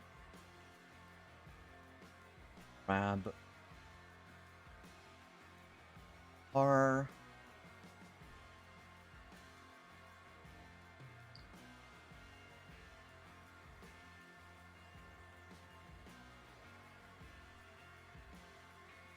sorry about that. I had the name, but not the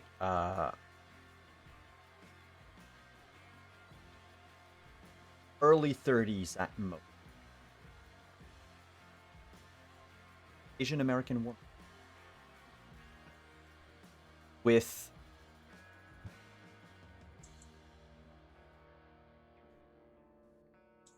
nice jewelry, but nothing that stands out. Very mute colors. He has this very fancy eyeliner. Dark red.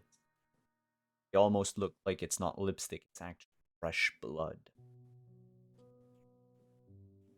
She wears this simple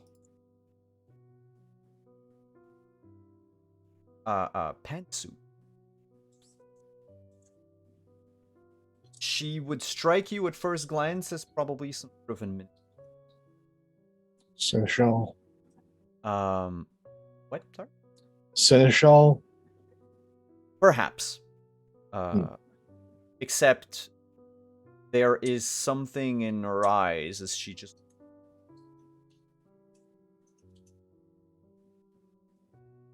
That just tells you right now that she could command the whole...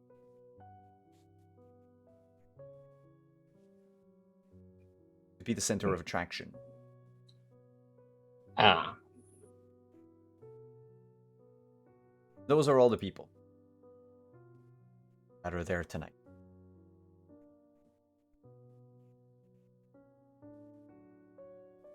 May I just make sure I've got this right for the notes? The people standing around the prince are Diana, Betty, Lydia, and the perhaps Seneschal. Are those the four that are standing around? No, the there's prince? also... I'm sorry, Carl John. His name in game, the character is called Carl Johnson, is by the prince. Carl, that kills people. Great. I got it. Thank you.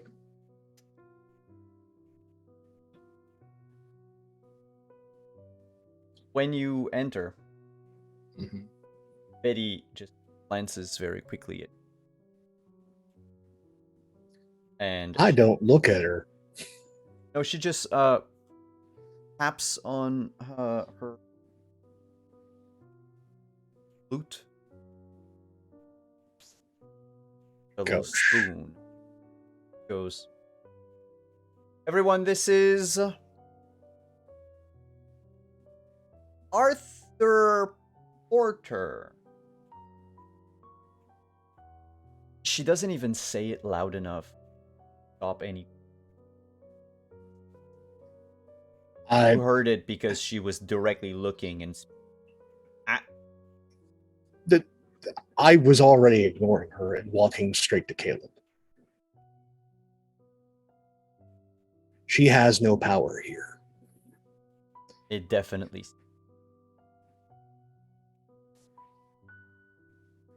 I go over to the sheriff, one of the two powerful people in this room, and acknowledge him first. Good evening, Mr. Porter.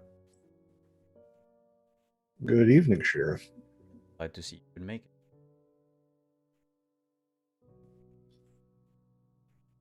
Manners are important. Speaking of which, where should I put His Highness's gift? From what I understand, there will be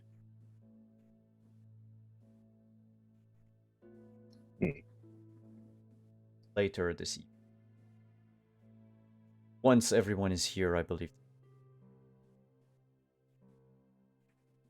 Of course. Best to ask the herald. Seating. No, I won't. This city has no herald.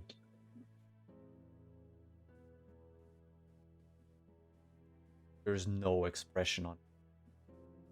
I'm not looking at him. I'm looking at the people near him. The younger vampire, the one who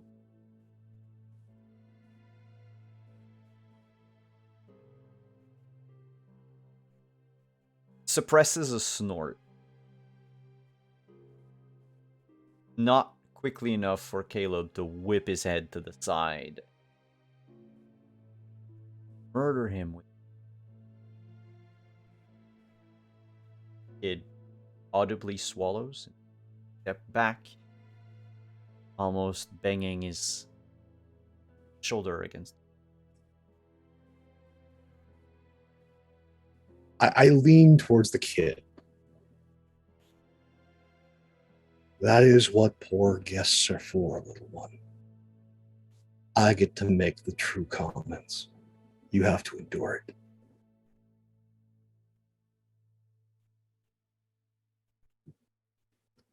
You see him look to Caleb as if asking for, like silently asking for. Hi. Say anything. Nods. He's Holds his teaching arm. you well. You've got a future if you learn from tonight. Just best piece of advice. Be as quiet as possible. Watch everyone. Say nothing.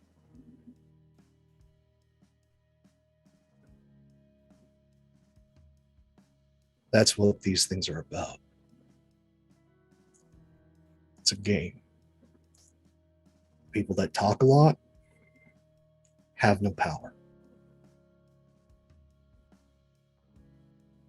He cannot help himself but carry Krugman around. But says nothing. And even you can see in his demeanor as he does so, like a slight lowering of the head. He knows he shouldn't have. You'll learn. This, Arthur, is Jimmy. Jimmy Smythe. Heard the name didn't have a face yet. He needs to keep quiet until the prince accepts him.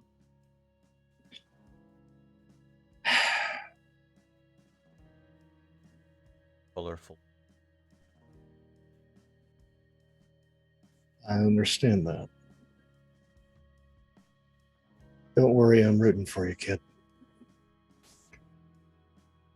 And that would be when your Flory's foot.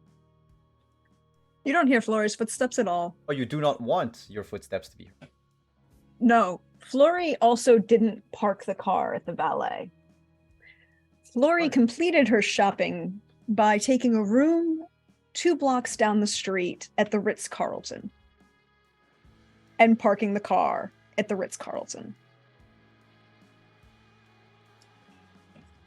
And you just walked outside?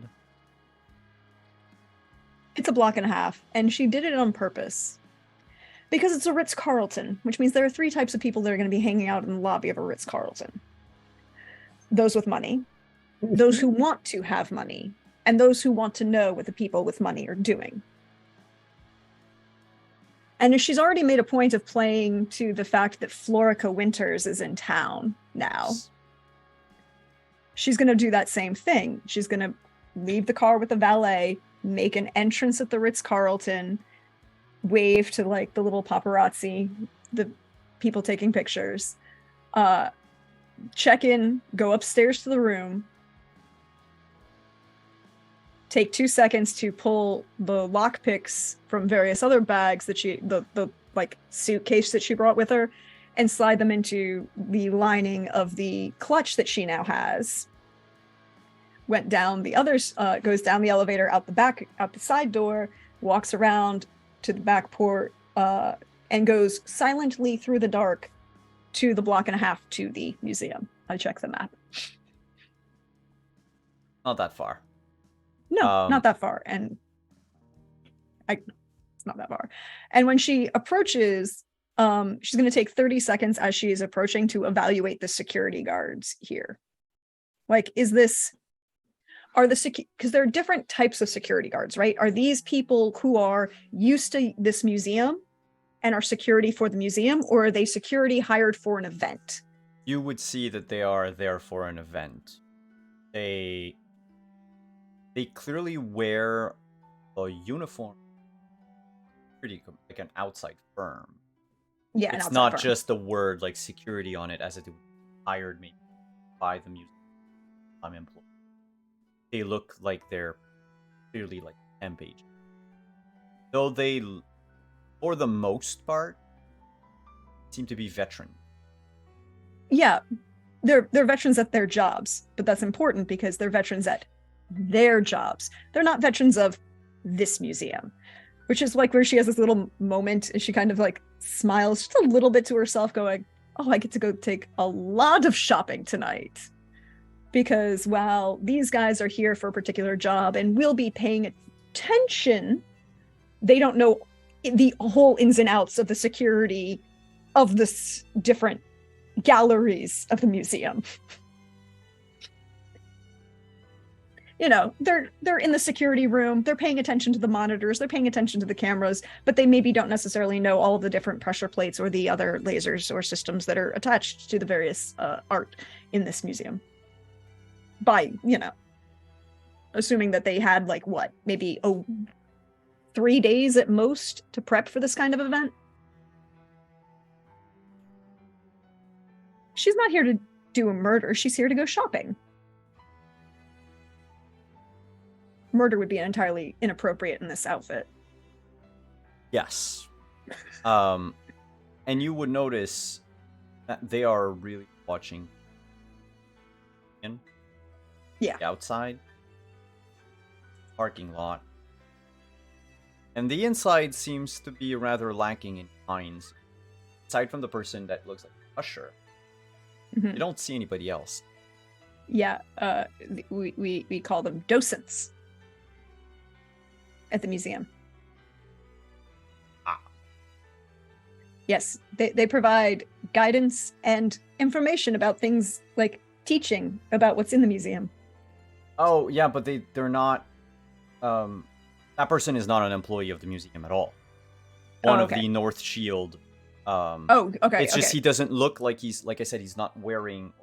He's the admin. Kevlar vest. It's fine. Or, It's just he's by the door and he's... My misunderstanding.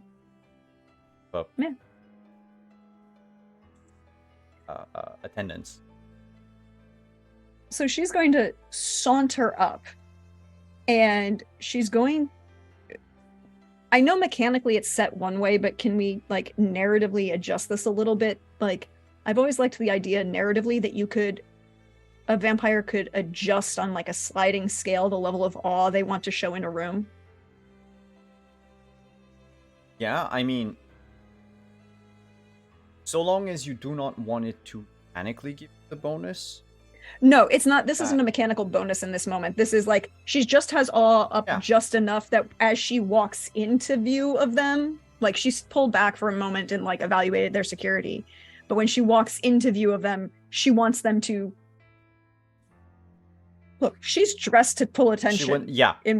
I would say this. Yes, it is entirely possible. Yeah. That would, however, to many knowing kindred, they would know you have this.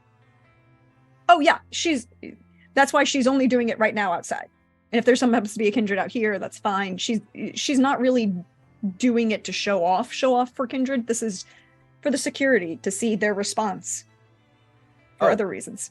I mean, menu.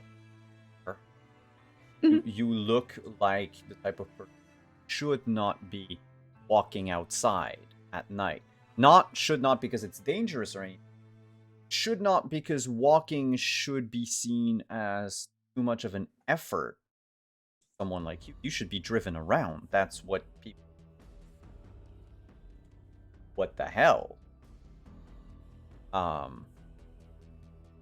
they all stare. None of them seem to recognize Florica Winters. That's okay. You don't think these security agents No. have a lot of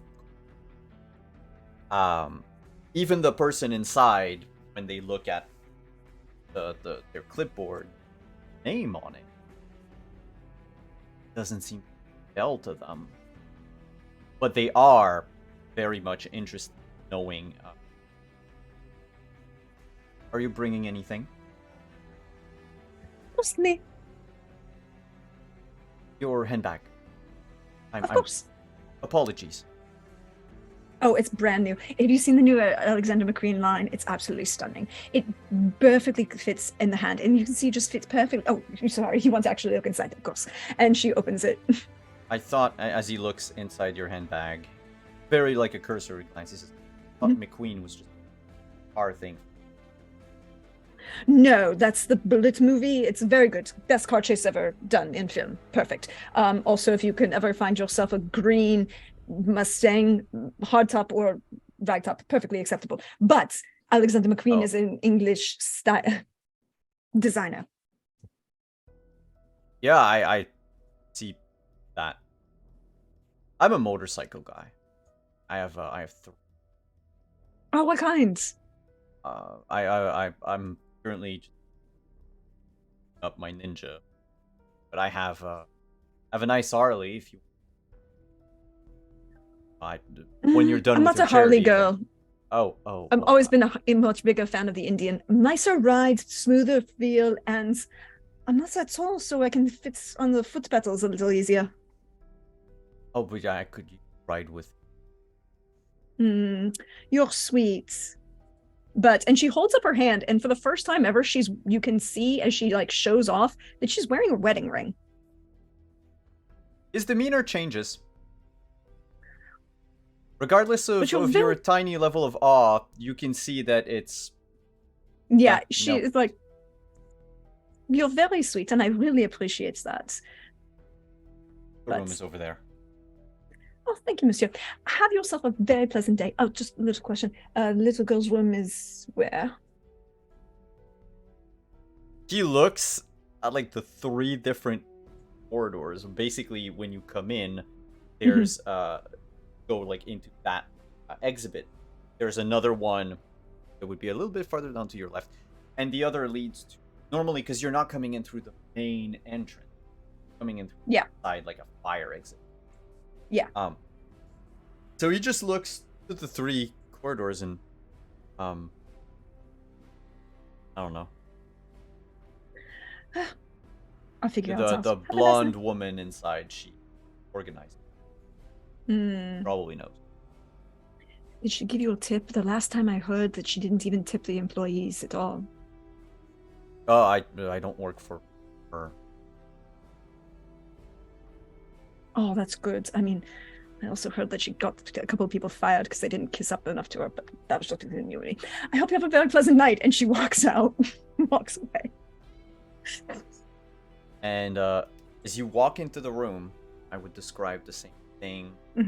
You would see Artie in off to the side with Caleb, but just to contrast, elegant Florica Winters walking into this museum will wipe cut at the same time to like the concrete walls of the outside basically of the Olympic Stadium. It is dark. The Olympic Stadium's pretty cool looking. It's pretty cool looking. Yes. it's also just a huge amount of especially at night, none of the like hot dogs there when nothing's happening. The lights, one buzzing, flickering neon. There's you walking in the dark looking for that one door. That would lead you to the visiting.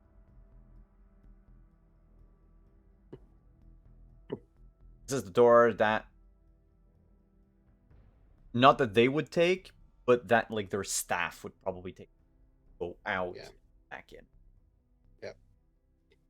By the way, I do have like a hockey stick in a bag, just in case somebody's like, "What are you doing here?" I was like, "Oh, I'm gonna mess around," right? But You didn't see any just security. in case. Just in case. It's never bad. You know what I mean? To take an alibi. I mean, so you've been brought on one burglary with Flory. No, Flory hasn't brought me yet. Yes, it was when Yes, we did. It was, when it was in between the, feral and killed someone. Oh no, that wasn't a burglary. That was and just Flory a slaughter. Yes, and but Flory did bring you on the after the fact in the during the break at the end of season 1. She brought you. You stood around outside while she went shopping at an art museum, art gallery. but one thing that What? I thought we haven't actually done that yet, right? So I thought you still wanted to do that one. No? Yes? No? No, we no, did. that, I thought we was did that one. that was done. That was but in between. the point is Not the big shopping trip. the point is she tends to look for security. Something that might have rubbed off a little, or it might just be because the cameras are really not that hidden, and their blinking red lights are clearly visible. Yeah, I tend to look for security for other reasons than Flory might. Not because she's trying to break in, but because I don't want to get arrested. Yeah, there's you know that. how it is. You know how it is. Yeah. So while you do not see any humans, any kind, security guards, or even injured for that matter, you do notice that the cameras are they're all watching. And there are these older model of cameras, the bulky, angular. Yeah.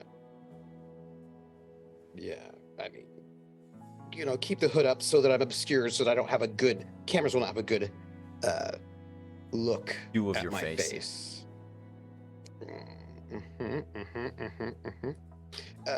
Yes. And with the bag and the hockey stick, sort of moving in to look like with that sort of an air of I look like I'm supposed to be there, or like somebody give me permission to head off into the back.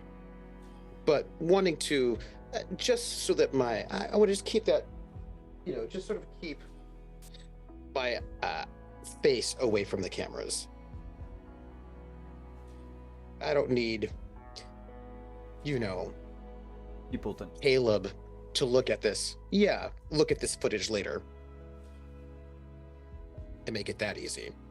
When you finally find the door, you notice that it's propped open by half a brick. Just enough to say that from a distance in the dark, especially light, either could think it is. Yeah. Once you're within, it's clearly open. You can hear the distant sound of voices.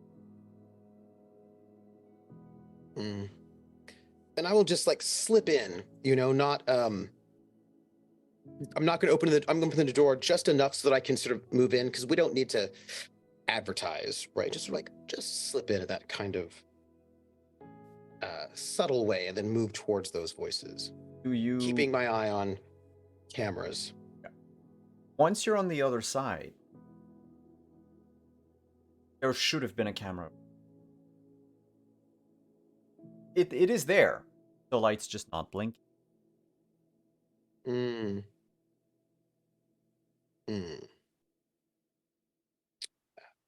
going to continue towards the voices, not hiding my sound in any way so that people will know that I'm coming, so they don't, stab me. There's no need to sneak up on people. There's about 5 different voices. You recognize Melvin. Someone just said a joke. Or laughing.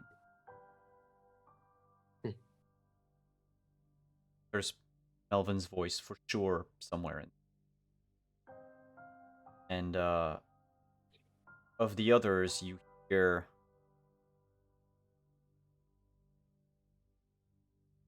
Hmm. the other voices don't mind you. Mm-hmm. You And I make my way into the locker room, right? Yep, they're in the locker room. And I don't when I come in, I'm going to be somewhat what's the word? They're in the middle of a conversation, right? So I'm inobtrusive. I don't like announce myself to get in the way, but sort of like come in, put my bag down, and if there's like if people are standing, I stand. If people are sitting, I sit. But I'm going to sort of like come in without making a scene, if that makes any sense. But we're like I'm joining the space without making an entrance. If that makes any sense.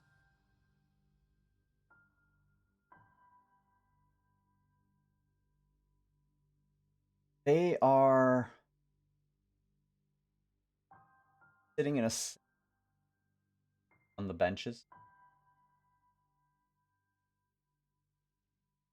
They're talking, laughing. You notice that there's a mini fridge, middle of this, couple of empty blood bags around. No one has any in their hand. Don't really know who has them. Though Melvin did say that there were no beverages. Yeah. By which I think he meant live people. Yeah. When you step in, Melvin immediately snaps to you. Oh, hey! Lucky. Hey, buddy. Uh, And I look to see who these other 3 people are. Yes. So, one person is actually you can see them on Legend Keeper. They are all under the Anarch.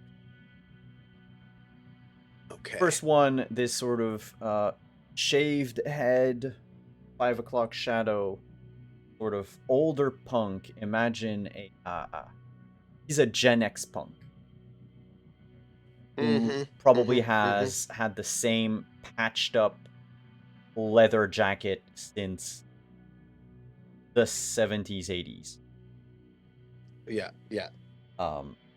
But he was already older when he was embraced. There's one a pale blue-haired woman. Similar motorcycle leather jacket. Couple of patches. Actually not patches but pins. Loose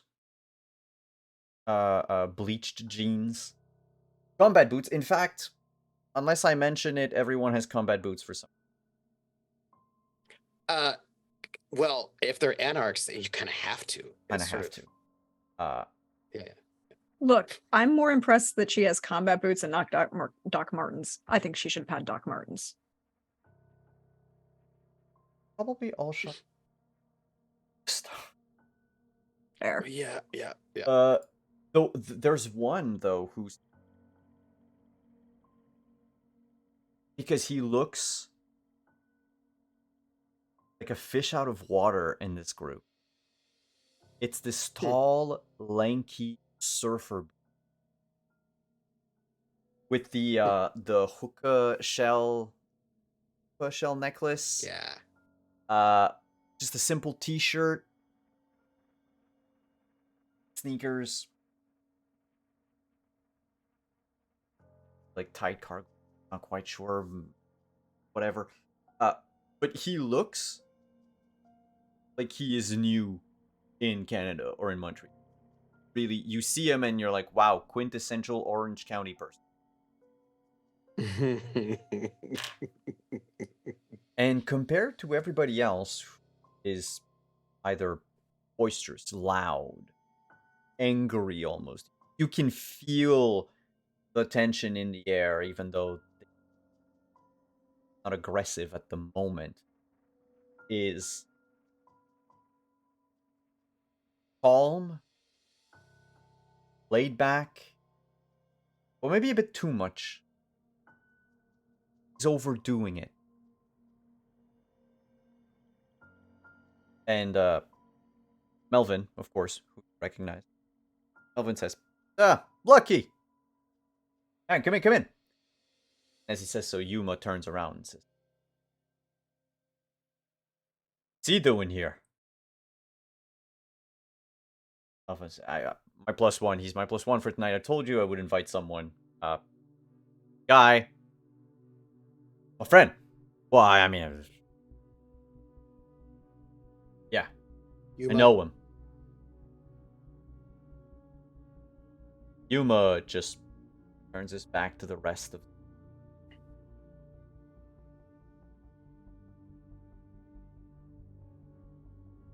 Arthur told you to come? No.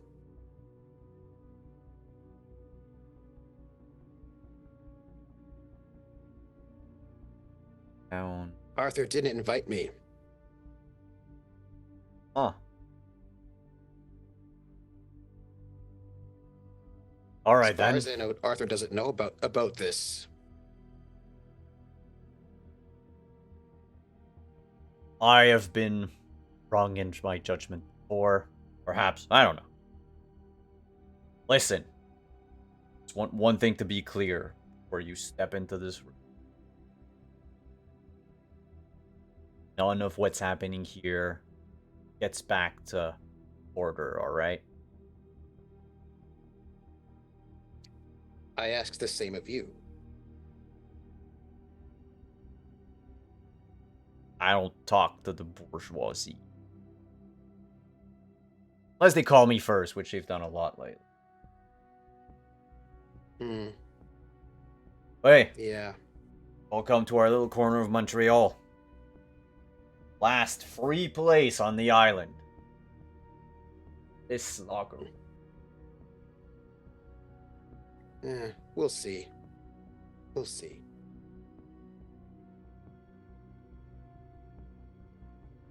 So, And that's not directed at Yuma. Like, he says it, but Yeah. like that we'll see is clearly directed like out there. You know what I mean? Like you're looking to wherever- towards downtown for some reason. Yeah. Yeah, just for some reason. It was like if there were simultaneously a scene happening across town, that would be the direction where that was directed. Mm-hmm. And as both assemblies are about to kick, I'm going to pause that for because I know we will run super over if we do anything next week. I'll just say that I sit next to Melvin. That's all. I sit next to Melvin.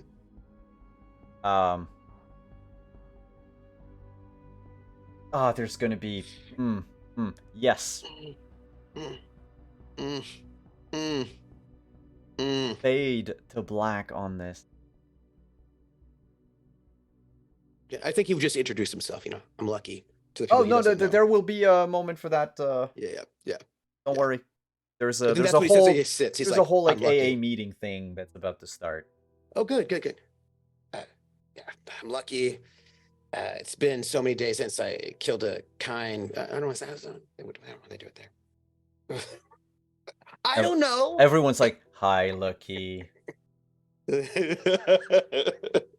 My name's Yuma. It's been about 5 minutes since I killed a kind. We really should wrap this up because the cops are on their way."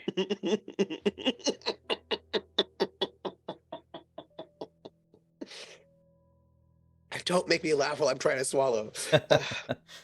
But yes, let's leave the tense meetings, the clash of titans in both these settings for next week.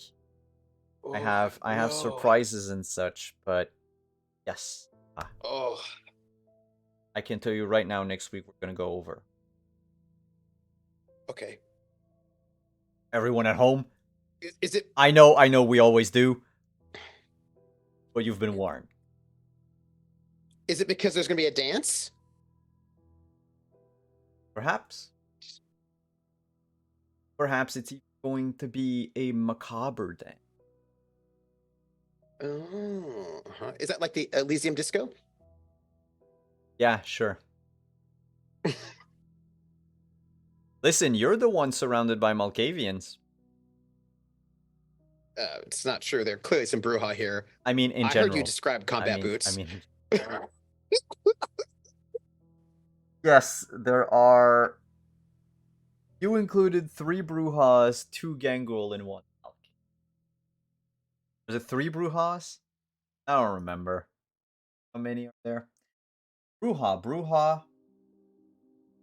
No, Bruja. Yeah, Bruja with you, and then Gangrel, Malk. It's almost like the Nice. Anarchs have a type. I don't know what you're talking about. Sounds like some good people. I mean, you know. They are. They're awesome people. Let's leave it there for now. Players, thank you for coming. Thank you everyone in chat for here tonight. Thank you for the raid, by the way. Hope y'all had fun. And I hope everyone who looked at the Legend Keeper, everything was fine, and you could see stuff. This is open, by the way, all the time. And so as we encounter new NPCs and we character new faces added in time. For now, Cast. Tell us who you are, where we can find you. What was your favorite moment of tonight, and what are you looking forward to the Flash get together-ish? Do same orders we did the intros. We'll start with Uber. I'm Trooper SJP, and I was playing Lucky, our Bruja, who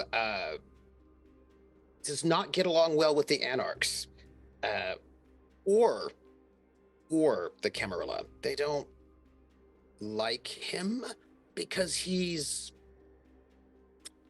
not. We'll find out next week. But let's see. I'm happy to be here. It was lovely. Oh gosh, I'm going to give my love first. I'm going to give my love to some things that were not said as well as some things that were said. I'm going to give my love to that moment of Artie's before he got to the Elysium, when he was, it's like a roiling mass of anxiety and stress that Artie has about all of this that he has to keep together. And there is something about like the kind of barely contained explosion that we know, but nobody else who just is looking at him from the outside can see. And I want to give my love to that characterization of like you can see Artie looking at all these threads and seeing too many of them slipping here and there and like trying to keep them together. And it's such the characterization is very, very well done. I just want to give my love to that. Like it's not a line, but it's that sort of, that energy I want to give love to. I also want to give love to the line, not the dialogue line, but the line that Flory walks. The line that says, I will use my disciplines outside of Elysium for my own purposes and then quit them before I walk in. I'm going to say, like, there's like, it's like Flory gives little presents that are little time bombs that she just drops in these various places as a present. And then she just walks on, and you don't know when those things will explode, but they will. And then she won't even be there when it happens, but she'll be laughing. And like there was just, you just saw them, just a little, like very, very carefully dropped in the best sort of way that I want to give love for that. I also want to give love to Simon for seating arrangements. I want to give my love to Simon for the seating arrangements, because the ways in which he described how people were sitting in spaces said a lot about everything, actually, about who's in with whom, who's not in with whom, and just the way that the people's bodies move through space was so that's my love for everybody. I am looking forward to, I would say I'm looking forward to like having some Labatt's and then like watching hockey, but that is not what's happening at our get together. So I imagine we'll just, just chat, hang out. Let's like pals, maybe play some poker. I'm sure nothing at all about politics will be discussed. Just like some pals being pals, I'm certain. But right? I actually, if you wanted what I'm actually excited about for next week, I'm excited for the moment when the prince gives his speech announcing himself and showing what the big man he is. I'm really excited to see how everybody, including Artie and Flurry, respond in that moment when our prince opens his mouth first. I want to hear his voice. I want to know what his vibe is and how everybody responds. That's what I'm looking forward to. And you can find me on Wednesday at 8:30 p.m. over at High Shelf Collective Eastern for Cyberpunk Red Ascension Part 2, which is run by Simon. And then We have on the actual title Friday now. at 7 p.m. The Black Death. Shadows of the Red Death. Shadows of the Red Death. And Friday at 7 p.m. Eastern over on my channel, Triple SJP, you can find me for the season 1 finale of the Gamblers, the Traveler Pirates of Draenix campaign. And Saturday, 2 p.m. Eastern over at Balrog 1911 for Brinkwood, Tales of the Brinkwood, which is where we go and try to kill vampires, actually, our vampire overlords. And then of course, you have to find me on Sunday at 8 p.m. over at Praxagor, this Meforius channel, for Witcher Road's Home, where we're having a picnic together, all of us inside of a castle. And we're not leaving, because, I don't know, it's under siege. So we can't, and I'm sure that won't all be a problem. But that's me, and it was lovely to play, and it's an honor to sit next to this crew and watch them do their thing, and it's lovely. Thank you. For being here. I toss it to you. Yep, Deirdre. So, hi everyone. I'm going to do one thing. I'm going to start with the spiel first, and then I'll go through the love bit, because I would like to point out that Trooper just said that no one's leaving, and based on things that happened at the end of last night's episode on Witcher Road's Home that you can find over on my channel, Praxagor Thesmiophoria, at 8 p.m. Eastern on Sunday, I'm not sure that's a true statement. I think someone might be leaving. The question is, will that someone tell everyone else that they are leaving and where they are going and who they're meeting with? What do you say officially? Officially, no one's leaving. We'll find out. But hey, y'all, you know me. I'm at Deirdre Donlin on Twitter, Praxagor Thesmiophoria. See me around here on Twitch. And like I said, you can find us over on my channel at Sundays, 8 p.m. Eastern for Witcher Road's Home, season 5, the final season. Things are getting really juicy. Things are getting really tense. And tensions are rising. Things are under pressure in the, when you get that, it's a David Bowie and Queen song now. It's under pressure. You apply enough pressure, you can get a diamond, or you can have an explosion. One of those two things is going to happen this season. We'll find out.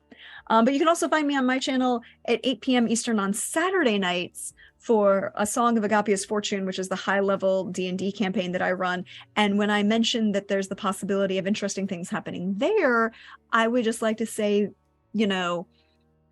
choices are complicated and people have to make choices, and I can't wait to see which choices they make. Also friends that they make. We'll see. But that's where you can find me. You can find me and also occasionally on video game streams. I pop up in the week and you can check out, see my Twitter, post where I'm going to be, and the fun, wonderful, fabulous folks like these fine people that I get to play with every week, and what I do.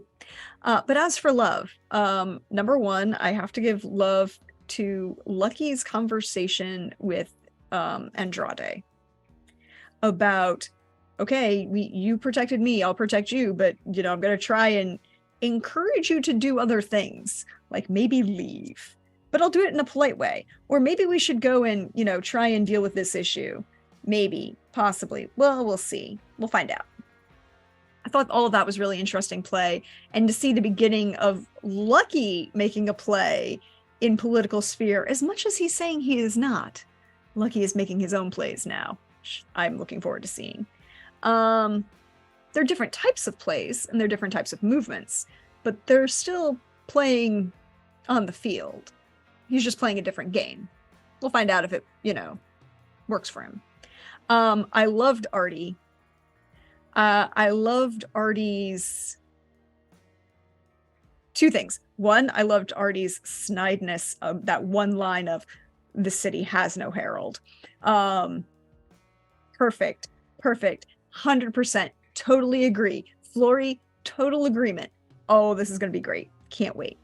And then also loved Artie's reaction to Flory's to Yuma's divulsion of what Flory did for him as a job. And just that level of, oh, things might be different than I expected, which could be very interesting to see what happens and where that goes. And as always, I love Simon in playing those NPCs. I particularly love when Simon plays Yuma because it's just wonderfully blunt and fabulous. I can't wait to see what happens next week. Well, let me phrase that. I know what two things that are going to happen next week. Number one, Flory is going to make an entrance, and she is not going to violate the rules of Elysium as written. And two, Flory's going to steal everything that's not nailed down in this place. It'll be great. You don't have a big bag. Saying. You don't take the art off the walls. I don't know. Your handbags look very, very tiny for the amount of money. It's a clutch. It'll work. Don't worry about it. She'll make a couple pieces at least. Yeah, I figure. Thank you for coming, by the way. Thank you always. And Pope. Hey everybody, Pope here, Pope World Bill on Twitter, Pope World Bill on Twitch. I lurk in all your streams. First business, then pleasure. Business. If you want to see more of this ridiculous face, tune in on Saturday over on Practical with Esmophoria for Song of Gapi's Fortune. Also, check out the YouTubes for all these different people and the places they are. Show them some love. There's a lot of great content on there. And like last episode for Agapia, we got a full-on Lord of the Rings moment and a Star Wars moment at the very end of the episode. So like 8-year-old me was just about bouncing in this chair. So definitely go and seek that out and seek out where all these folks are. Like that cyberpunk show is really good. And you need to see Pirates if just for the Baron. If nothing else, that and the outfit. I saw the art. It is. There's elements of Flash Gordon in that wonderful cast, and I just eat it up. And speaking Gordon's of alive. yes. No. You had to hit me with best right before I was trying to give love. I'm distracted. But there was so much great stuff tonight between just having, Simon, that contrast between, well, actually, it's love for both Simon and Trooper, that contrast between Andrade and Lucky. We're seeing someone who is dealing with so much fear and guilt, and they are terrified. And here's someone else who, like, a switch has been flipped for Lucky. Like, I don't know precisely when it happened at the parking garage, but it happened. And things are about to change in a very significant fashion. I don't know who's going to be left standing. And just that beautiful contrast where there's a good bit of the humane, but the subtext between those two and the greater picture, just like you can cut it with a chainsaw, it's that thick. And then, you know, Flory, big Flory. Again, Ravnos is going to Ravnos. Just the entire thing of finding out where the location is and then going, what's the most important location near it? That's where I'm headed. Because she is crafting a narrative that we're going to see. It's not just the going to swipe a couple of pieces from the museum, which is going to have ramifications, damn it. But also just that there are messages being sent to multiple people who are paying attention that we haven't even met yet. And she's already crafting this story and this narrative where she's guiding where their eyes go. And that is exceptionally dangerous and exceptionally skillful. And I am looking forward and dreading to see what happens next, because that room, well, those two rooms, those two pot boilers, because Betty's going to do something stupid. That with how she handled just Arthur entering and the half-assedness of how she's going about things, that reflects really bad on the prince. And people are going to notice. And just saying up, I already know what my desire is for next week. Yes, we need to. What is My your desire for next week is to get Betty killed by her own people.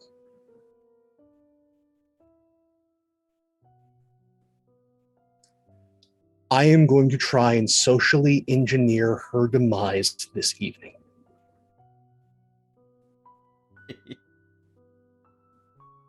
All right. I don't need to get my hands wet. The Camarilla is more bloodthirsty than this spot ever was. And she's already fucked up. Thank you all for being here. A story is nothing without its audience, especially with what we're going to be doing. So please be here next week. Tune into YouTube. Take care of yourselves one another. Love you all. See you soon.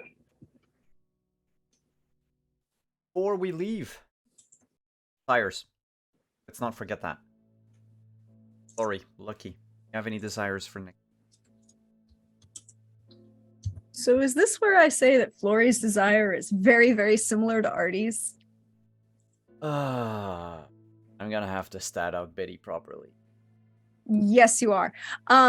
Because Flory is coming into this room to show this prince that he made A, the wrong mistake, and B, that there is, and I'm going to give you a little peek behind the curtain, audience.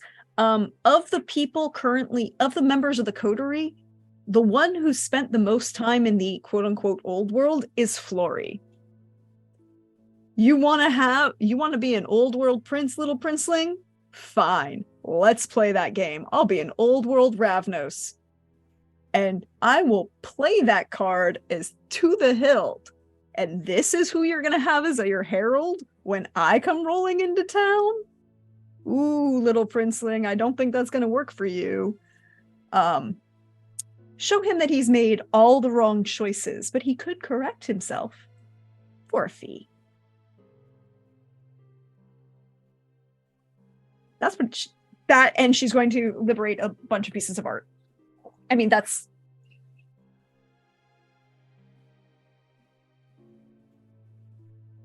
what she's doing. That's her desire. No, duly no. And Lucky? Yeah, save Betty's life? No. Yes, I'm in that room.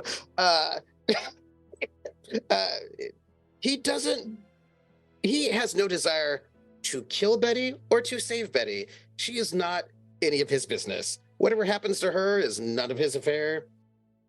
Yeah, he's not a member of that group. Not his affair. His desire for next week is to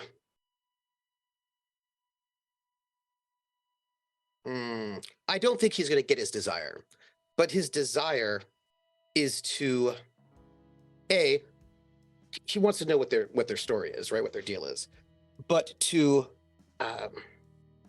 broker's the wrong word. His desire is to have a coalition of people who will stand against the destruction of the freedom of Montreal without having to join a group. Like, he does not want to become an anarch, right? So he wants to have an understanding, right, and a teamwork, as it were, without joining their identity, like without getting a badge, if that makes any sense. Yeah. Yep.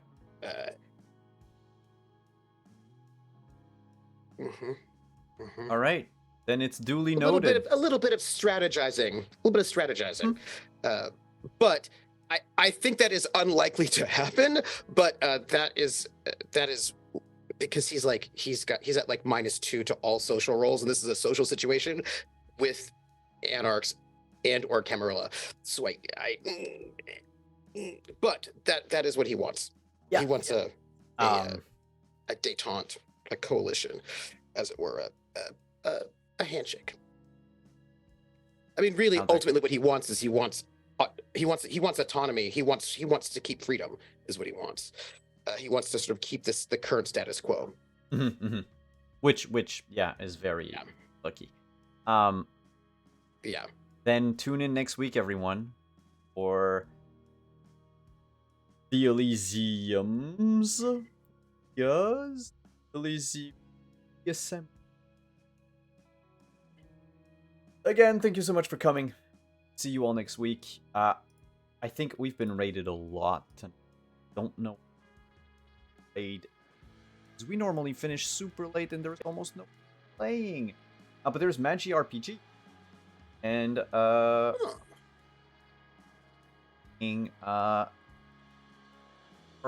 Miss Magitech is playing her Wild Beyond the Witchlight campaign. So let's just switch from vampires to Fae. And let's raid the RPG.